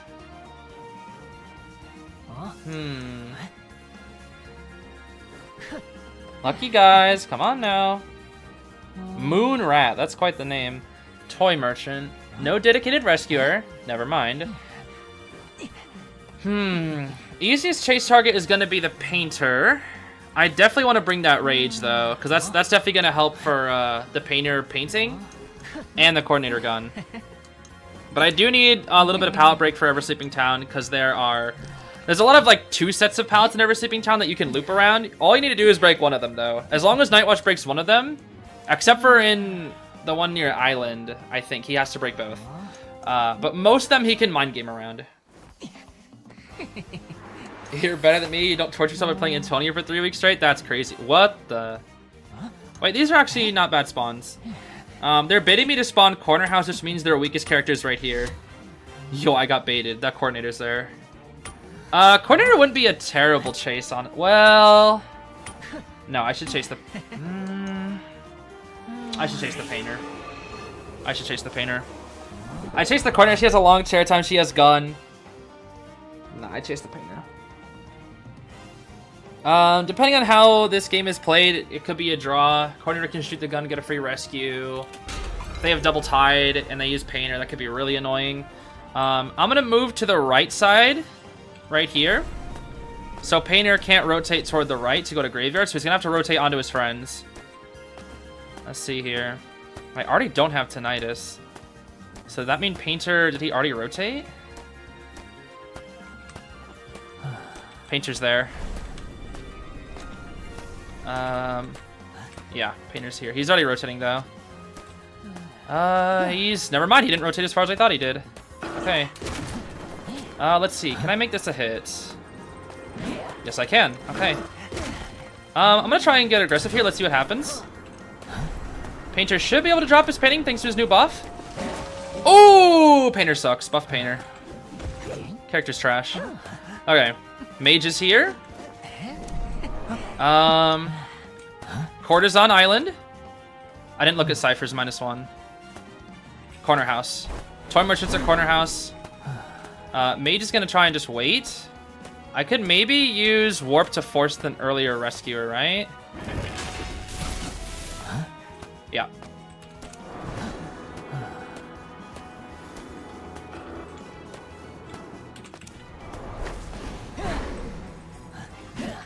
Okay, this mage is doing good. Okay, I should have closed my warp a long time ago. I don't know what I was thinking.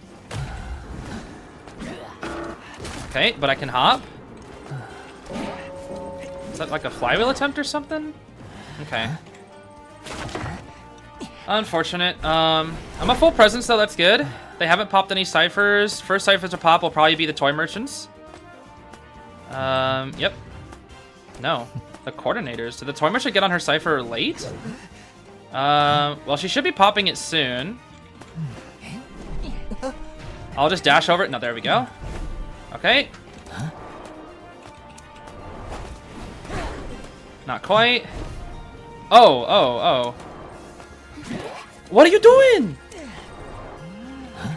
Is that the coordinator? Okay, at least I got a hit. But now they're gonna do like probably some gun and painting shenanigans. This is where things get tricky. Oh! You sandbagged her, painter! And she's emoting. She's trying to help you, dude. Nice one.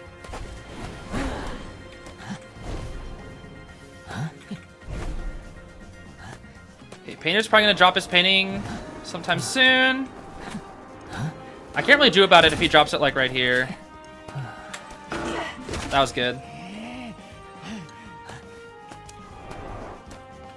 I really don't want to break these pallets, but I kind of have to. Yeah, this is what I mean. Nightwatch has to break one of these. Cord gets back up. I really want him to just use that painting. I think I'm respecting it too hard. Yeah, it's fine. Can't really bother to look at ciphers. Vault the window to get the speed boost, but I'm Nightwatch, so okay. Cord does have the she doesn't have the gun.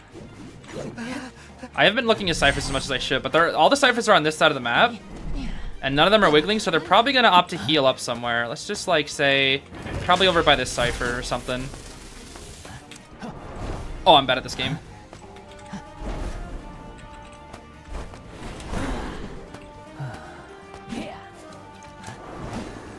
What? Oh.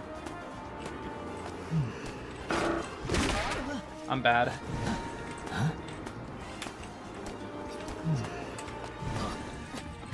Yo, I am so bad. Yo, this coordinator fast vaulting is killing me, bro.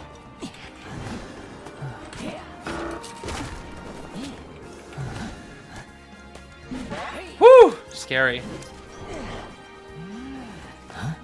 Okay. Well, we're cheering on this cipher that's at like 20. They did heal up. And they're still nearby? But where? Why are they still nearby? And where are they? They have to be, yeah, they have to come from this direction. Because all the ciphers were on that side of the map except for right here. I don't know what Toy Merchant has, but I don't think that she has Flywheel. Why are they both here? Was the mage just here the whole time? 2D game, 2D game, 2D game. Another? Do they like item swap play or something? You don't make this. They actually like item swap play. That's why she has so many freaking wands. The mage gave her his wands. But why? Why would he do that? Toy Merchant ran back to go to code. And mage is probably over here again. Yup. His favorite little hiding spot. Now what do you have? You also have wands. Why do you all have wands? How many wands are in this game? Oh. Mage, you just killed her. Toy Merchant is decoding 2-story mid, but I don't think it has that much progress. But I have to go after the mage here. Mage had Tide, so he should be an easy chase. It's actually a warp on top of him here.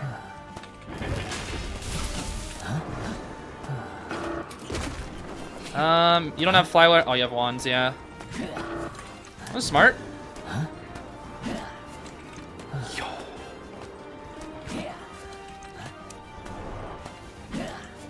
Yo. What the? That's kind of crazy. Okay, that was kind of crazy. Where did they get all these wands, bro? I swear I've dealt with like so many wands this game. Anyways, I'm in a winning position because they don't have a final cipher. Where did he get all those wands, bro? Where did the coordinator get all those wands?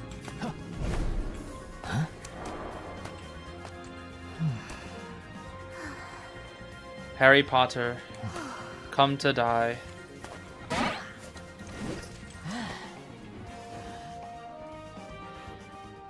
That was funny. Oh boy.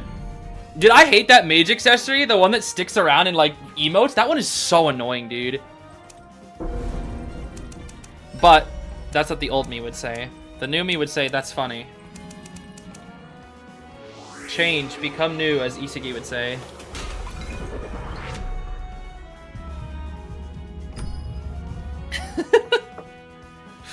That was goofy.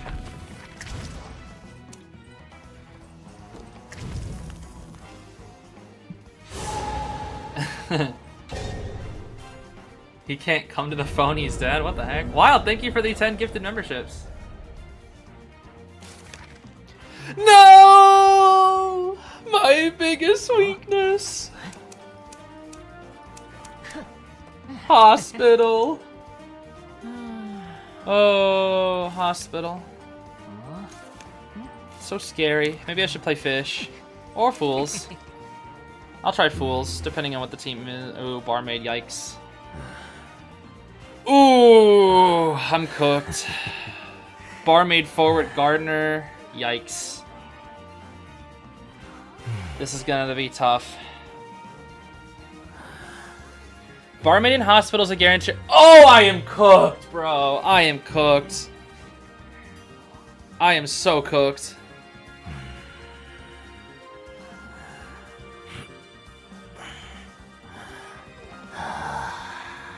You know, I actually think Naya does better here. Could be wrong, but I think Naya does better here.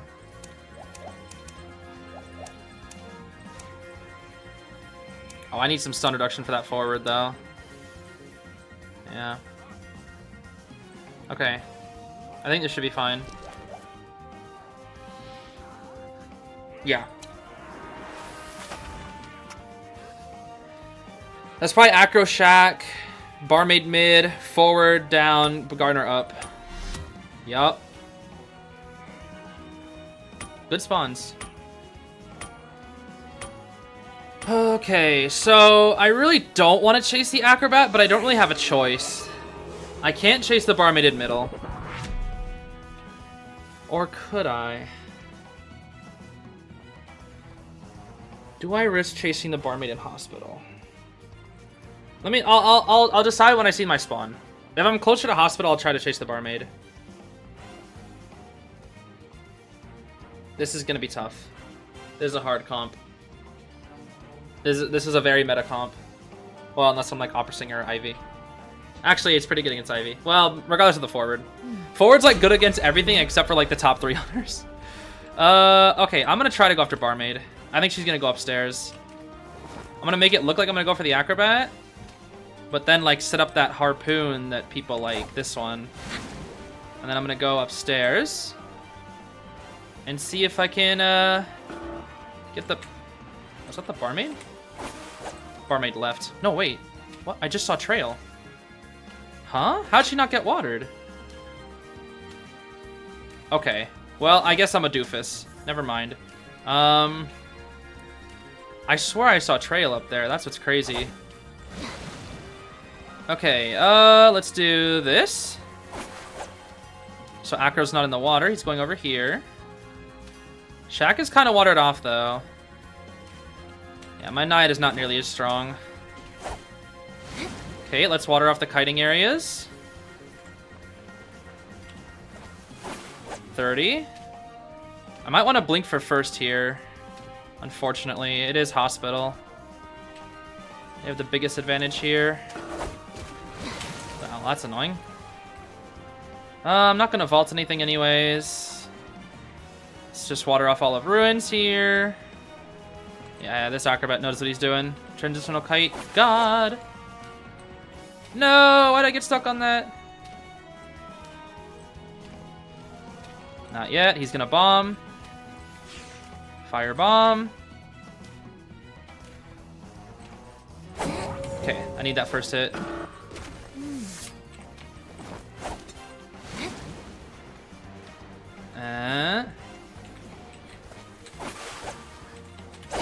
There we go. Okay, not ideal, but at least it's a down before 3 ciphers pop. It's basically 3 cipher kite though.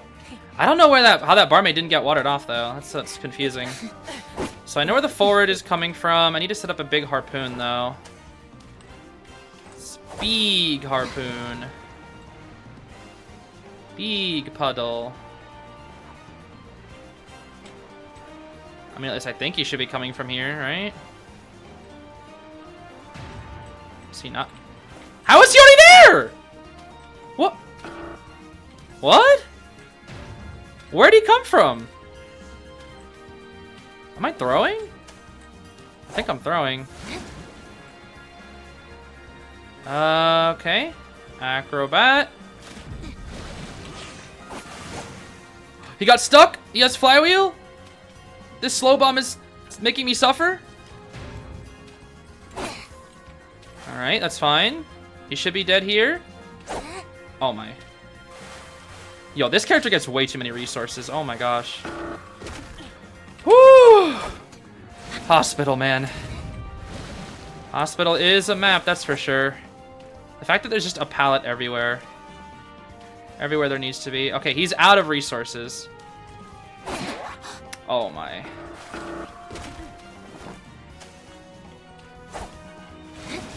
This is why I didn't want to chase the Acrobat, dude. He's so good.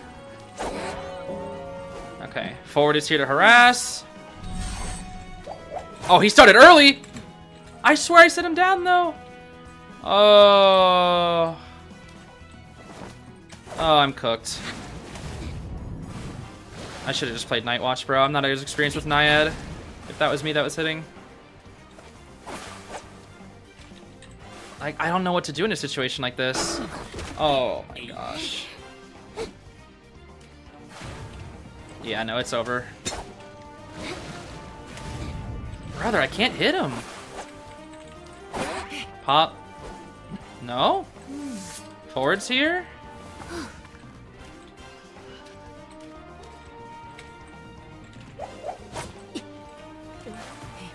Okay. Flywheel. If I get a draw, it's gonna be by the skin of my teeth, dude.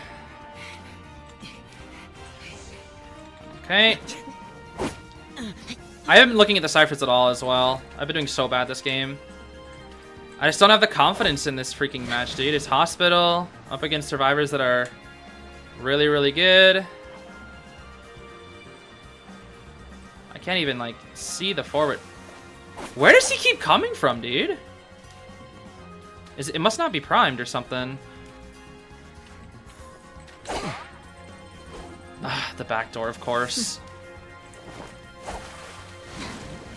I don't know why I didn't think about that earlier.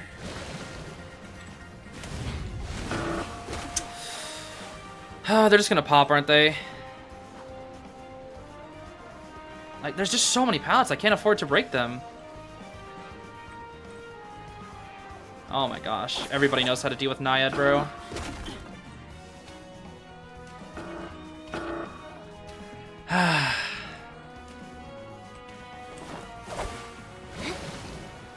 He has another bomb? No way. Dude, I can't... Like, what am I supposed to do? It's Hospital.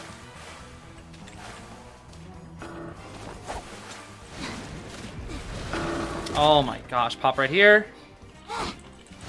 Yeah. Dude, I don't understand. I can't. There's just too many resources. Like, everywhere I go, there's just a pallet.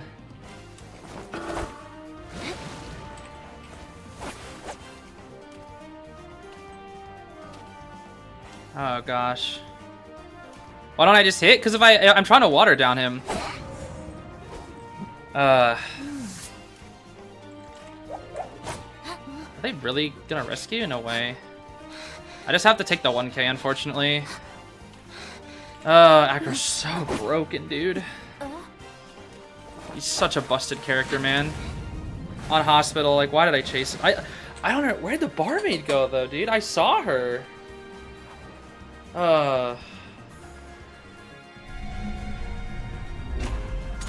Yeah.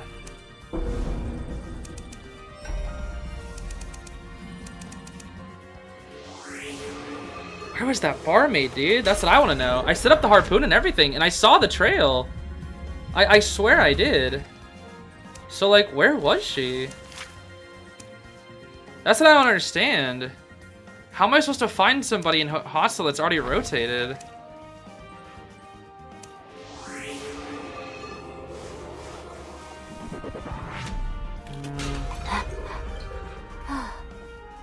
The issue about, like, Naiad versus Acrobat is, like, Acro hard counters her. Because, like, every time you, like, seal off a window or a pallet, boom. He just balls. Yeah, so she was up here. She goes down. Uh-oh. How close was this? Can I see? I don't think it was... Nah, she just barely avoided it, dude. Dang. Oh, that's tough. That's tough. She just barely avoided it. Oh, Hospital, man. It's so tough.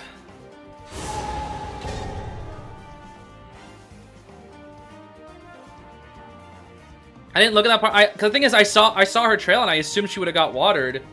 So I was like, there's no way she didn't. And I dropped down the wrong hole, and then that was just it. Cause I didn't see the trail anymore. Yeah, that was just tough, dude. Okay.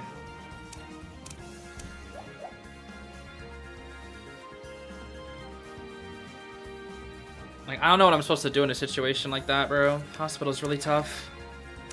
I don't even know what I was supposed to do differently. Like, who was I supposed to chase? Like, I can't chase Acro. I can't chase Forward.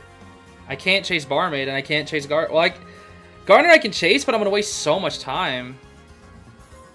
Like, I don't know who I was supposed to chase there. That's just like a lack of knowledge in that situation. But it's fine. Okay, barmaid. I don't know what they're saying. Barmaid, dancer, weepy.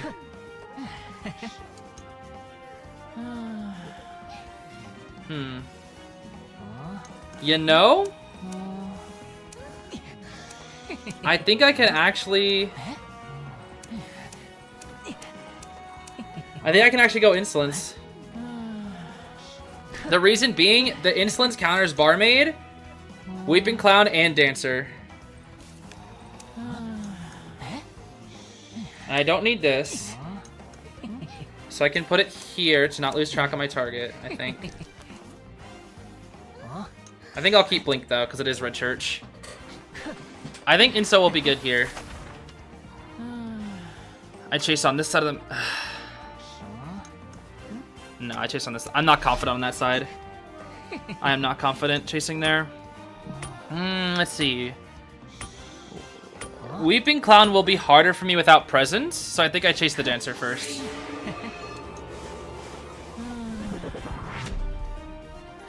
Yo, I'm rewatching that, bro. Like, every time I just got close, he just dropped the pallet. Hospital's so good, bro.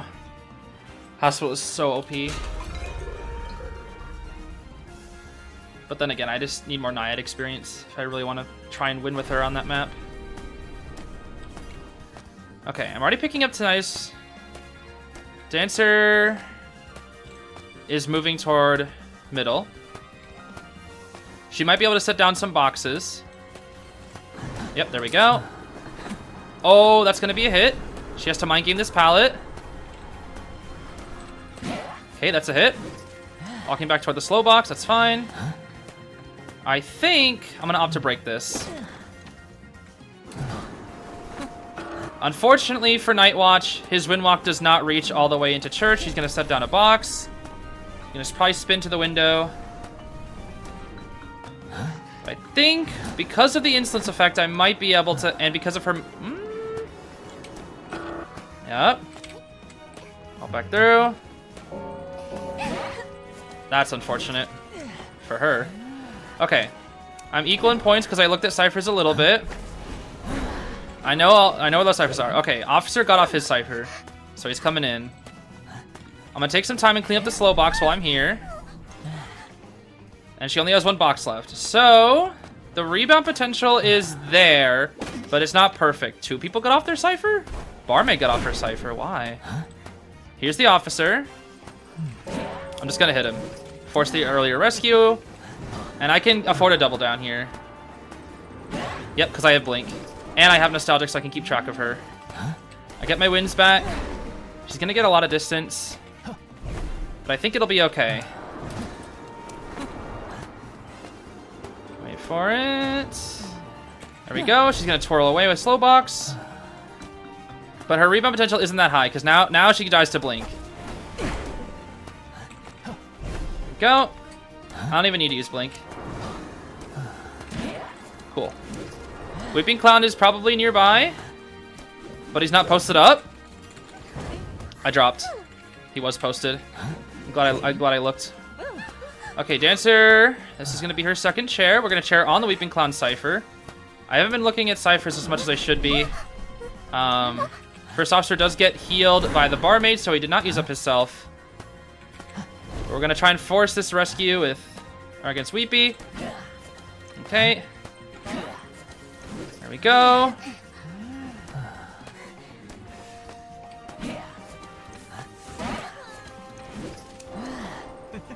Uh-huh.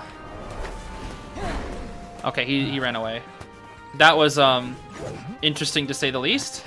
Somebody's back on that cipher. I don't think it's the Weeping Clown though. I think it's the barmaid. Or the officer. They finish up that cipher. The slow boxes should go away any second. That's the Weeping Clown actually, never mind.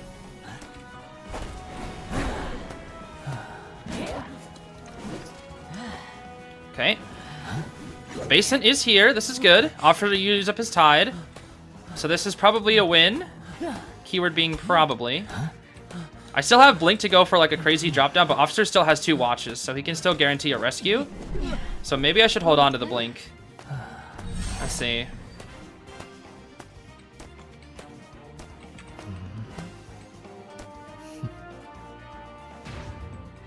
Okay.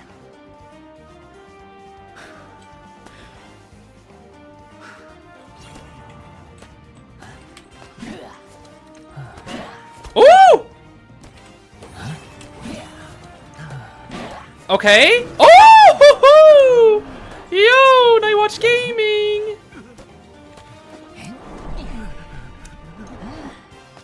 Okay.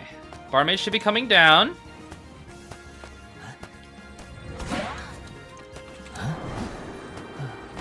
Oh, she got the chair hit. That's so unfortunate. I really didn't think she'd be able to make that.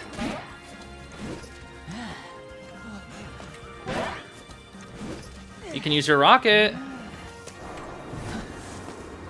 But I'm Night Watch, baby!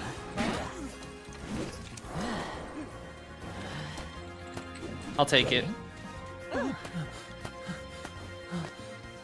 Basement party. Woo! I got lucky hitting that officer. And I should have been more patient with the barmaid. Hitting chair and basin is kind of scary. As you can see, I am much more confident playing Night Watch than I am Naiad. Oh boy. Much more confident with the Night Watch.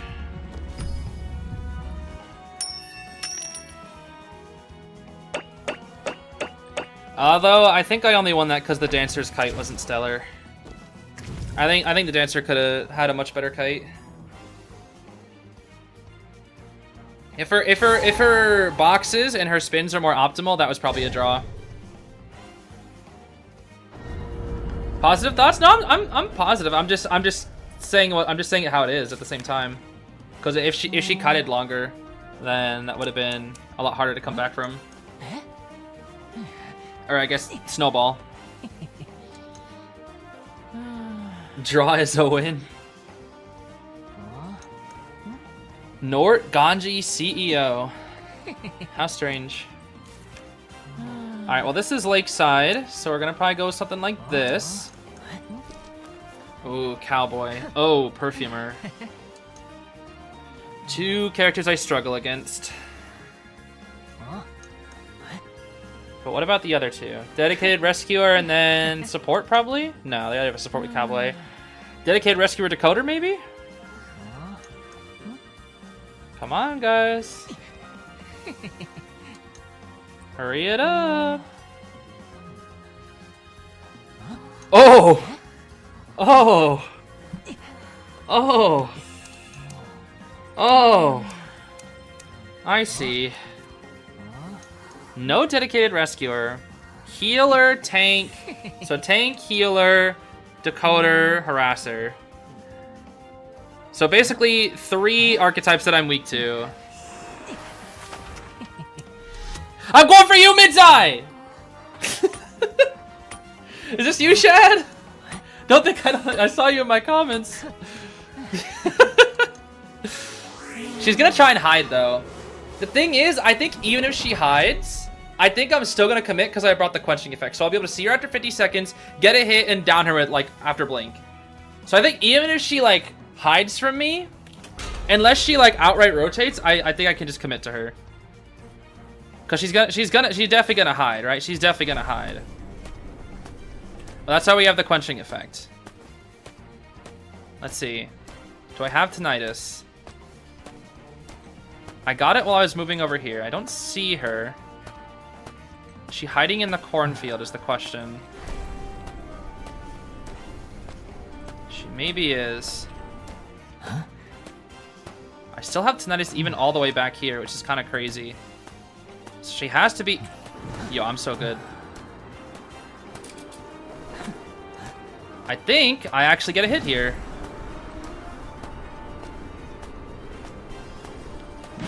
Okay.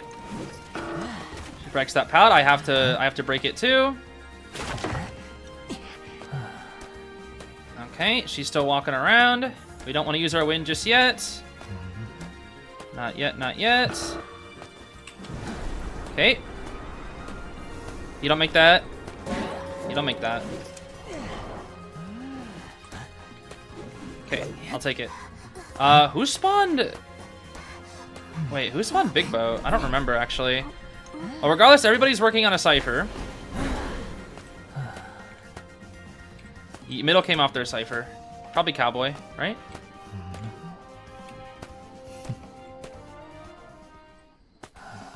Yes, sir. I'm surprised he didn't drop that. Wait. Are you super goated though? Oh. He's not gonna harass. I don't think he will. No. That was kind of goated. He fly with my wind.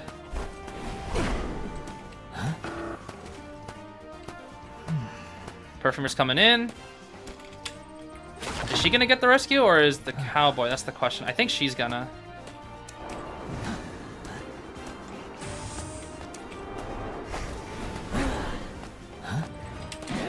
Okay, let's get some damage on her guaranteed.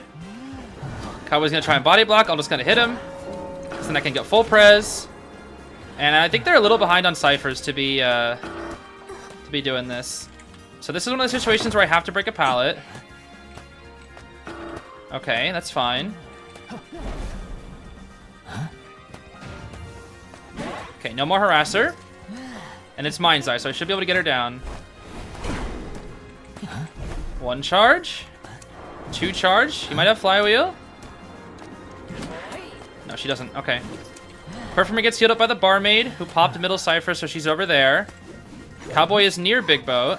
I might be able to chair. I don't think I'll be able to chair him in time. But he's going to use up his self-heal, meaning that I could leave him on the ground. Or I just chair him and force people to come in. Nah, he's going to Big Boat. There's no ciphers there. There's no reason to pursue him. Now let's see. I don't want to swap just yet. They're probably going to be working on... Yeah, they're going to work on small boat. That's the Perfumer, who was injured but barmaid healed. Where is the barmaid, though? There you are. Do I want to chase the barmaid is the question. She'd probably be a much easier chase at full presence than a Perfumer. I think I'm gonna, actually. Perfumer already hard rotated me quite a bit. Cowboy can probably start Crab Shack. Barmaid's already rotating, but she's gonna rotate toward Shack, where there are less resources. Let's see. I think, yeah, you still have a... Cowboy is there. She has knee jerk. This is a slow wind moment. Oh, she used speed drink, I think. Okay. And because there are less resources, she's going to die on Cowboy's cipher. Yep. Cowboy can harass. Or I could just hit him. And I know you used up your self-heal. So if I take advantage of that... Nope. So you got no self-heal. And this barmaid is downed. I can chair on the cipher. Perfumer will come in. Yep, Perf is already here. But this cipher is not close to long enough, I don't think. It's not. I have about 40 seconds to work with here.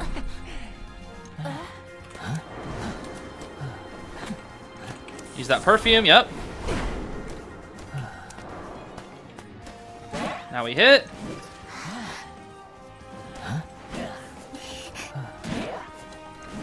You just made this game so much easier for me.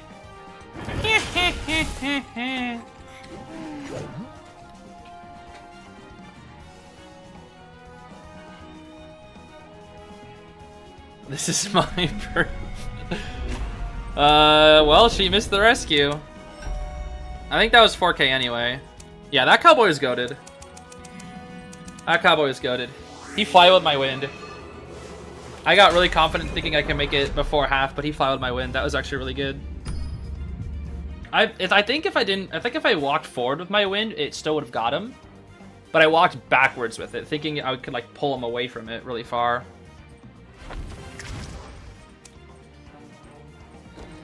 All the Night Watch games have gone pretty decent. It's been draw or better today, but the Naiad game is yeah.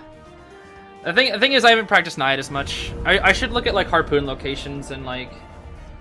I play Naiad too much like a Night Watch because I learned like my entire fundamentals Night Watch, but like there's just like different movement patterns and different chase methods for different characters, and I play every hunter like a Night Watch. But since it's ever sleeping town again, I can be more aggressive. Oh, not that aggressive. Not that aggressive. Forward, okay.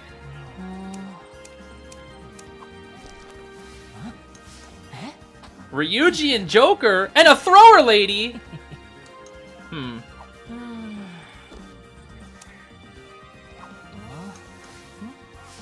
I mean, this team.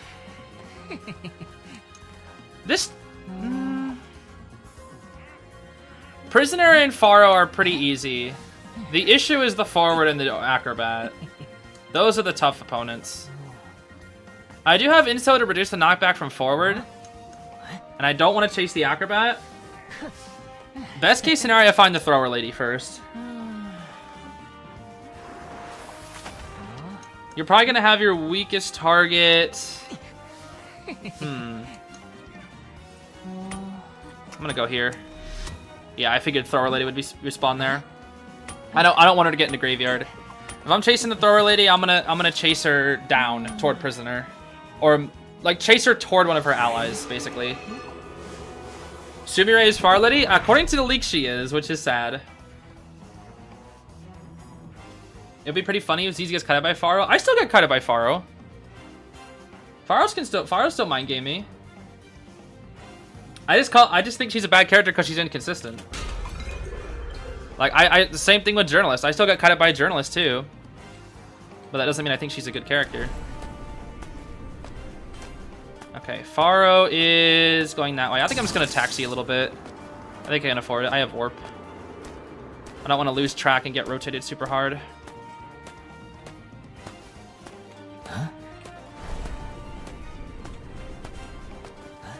Okay, she's heading toward the prisoner. And now she activates her thrower lady ability. But she doesn't... She does vault. Okay. So, this thing lasts for 16 seconds. Oh. Welp. Thanks, I guess. Because now this is a hit.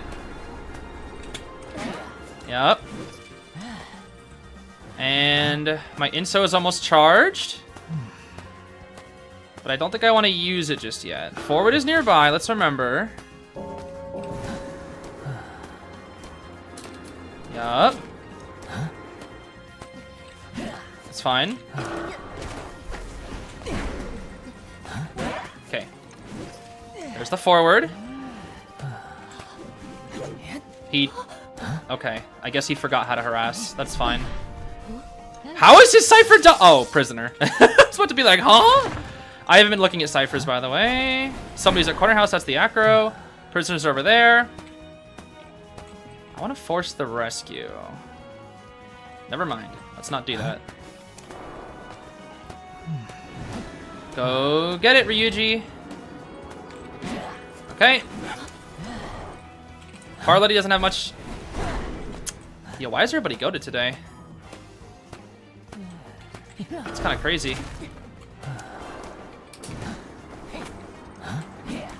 Okay, that's fine. It's the second person who's flywheeled my... I knew you were there. So, wait, do you have full kite build, Faro? Oh, thrower Liddy.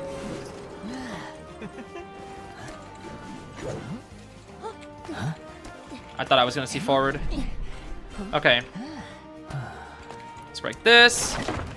They heal up the forward. I know where they are, though. I think they're over here somewhere. I just can't go too far because I know the acro is here, too. Farlady, all that's left for Faro is to go to corner house. I'm going to cut her off from it, though. That's fine.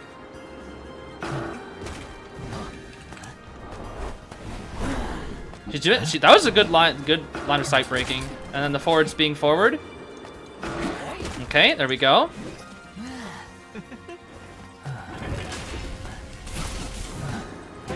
There we go. Lovely. I have time to chair the far lady in the forward. So this is a draw at least. They're working on that cipher and island. So if I chair near island, I think island is going to be the prisoner. So his cipher progress shouldn't have a lot. I think Acro's at corner house. Yeah, this is prisoner. So I can force prisoner to rescue, which is better because he's the faster decoder, of course. Get in the chair, bro. Oh, that thing's about to be... Never mind. Okay. Alright, go get it. It's primed. I don't think I can prevent it. Oh! Good flywheel. Okay. Wait, what? Oh, no BT. Wait, none of them had BT! Yo! Oh, because forward had flywheel tied. Oh! Okay, it's Acro on gate, though. That's the thing. It's Acro on gate. So I think I can make it. Prisoner's probably getting there right around now. And because it's Acro on gate, I should be able to make it. Let's see. Please, let me make it in time. I might not make it, actually. It's gonna be close. Is Tram really gonna help them out here, bro? Nah. He went back and rescued the forward? No way. But he didn't get the gate open in that time, right? There's no way. So you're telling me the prisoner got there and was able to open the gate in that time? That's kind of crazy. Oh, I see the acrobat. Oh my gosh, you guys are far. Warp moment. Okay, at least I kill forward here. Yeah, you gotta stop doing that, bro.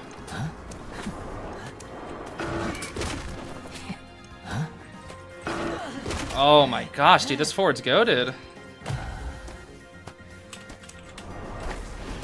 Okay, you're dead now. Yep. Acro should be able to get to the other side of the map. Not the ideal result, but with two decoders, it was kind of tough. Like, it's either prisoner or Faro. Yeah, Acro gets out. Dang, dude. I really struggle against forward as Nightwatch. The only time I got a draw as Nightwatch was when there was a forward. That's crazy. But yeah, double decoder is just tough, dude. Neither of them have borrowed time either. That was just crazy. That flywheel saved the prisoner. If I got him down, oh man. If I just waited for his flywheel, dude, oh my gosh. In the world where I waited for his flywheel, whew. That was 4K.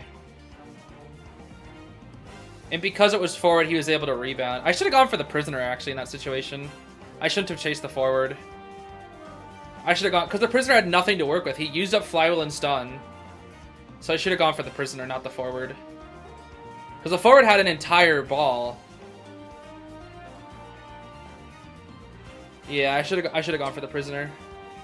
I can't believe the acrobat came around. He must have been in a... He must have... Yeah, they were teamed up. That's why. They were able to communicate and say, hey, he's going for the gate. He left. You can come get the rescue. That was smart. I think had I chased the prisoner, I would have got him down a lot sooner. I could have chaired him in that same location. And then I could have gone for forward. Acro would have had to get off the gate to come rescue the prisoner. And I could have been able to chase the forward, leave him on chair, and then I would just warp back toward where the prisoner was, continue going to the prisoner. And I'd be forcing Acro to just do anything but be on the gate. But because I went for the forward, prisoner went to the gate. And it's not an acrobat. But I really thought acrobat would be there. That's the thing. Like, logically, you'd think that, right? Let me see. He must have come around. I wish my warp was up sooner. Had I had my warp up, that would have been much easier. The tram definitely did not help, though. Getting in my way. I don't think it actually mattered, but it did not help. I could have maybe fast-winded him a little earlier if it wasn't for tram.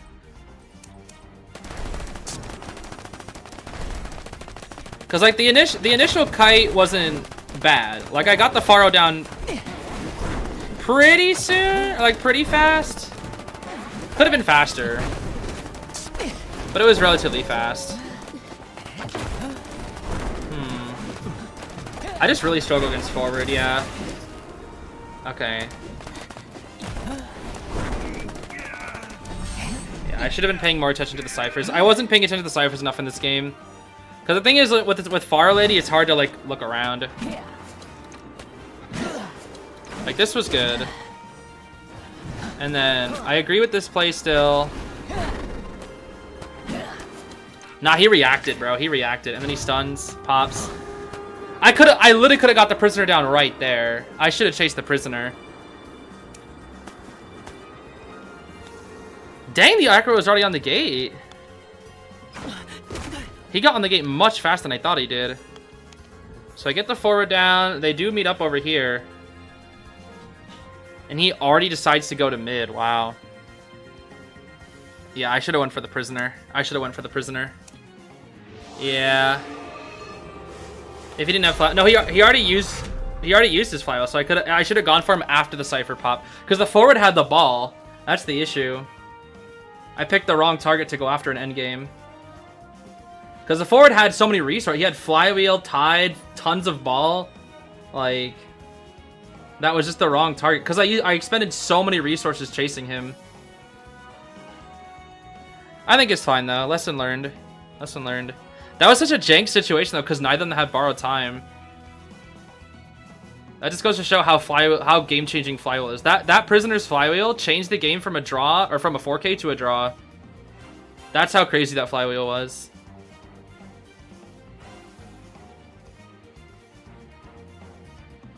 Yeah, I should have just chased it. I'm like replaying that in my mind. I should have chased the prisoner.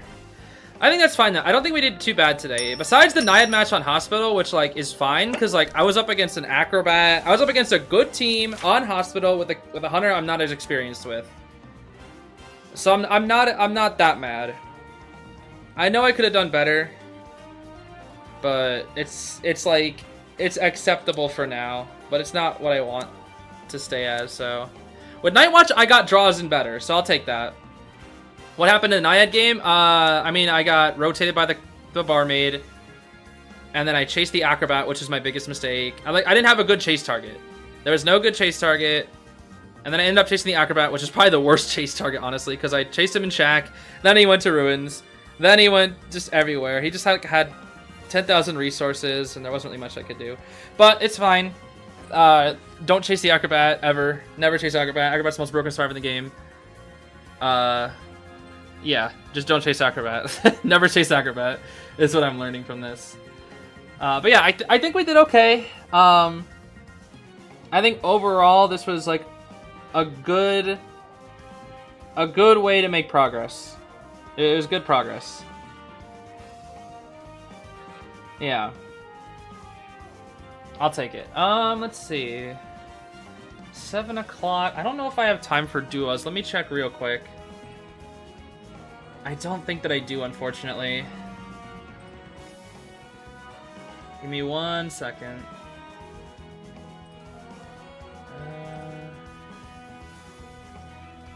No, I don't think I will, unfortunately.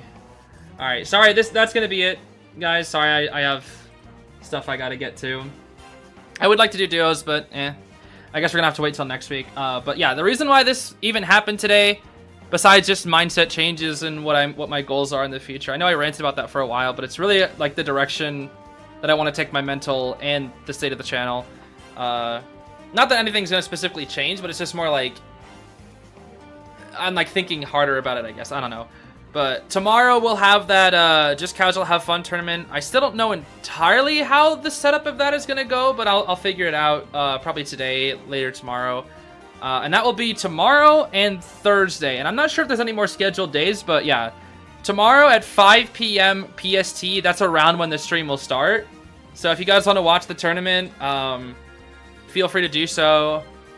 And then it will be on Thursday as well. I'm not sure what time Thursday. I'll probably let you guys know when I figure that out tomorrow. But yeah.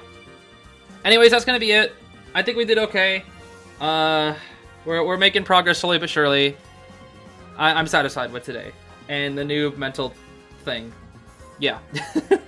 Anyways, I hope you have a great rest of the day. I'll see you later, everybody. Yeah. Bye-bye.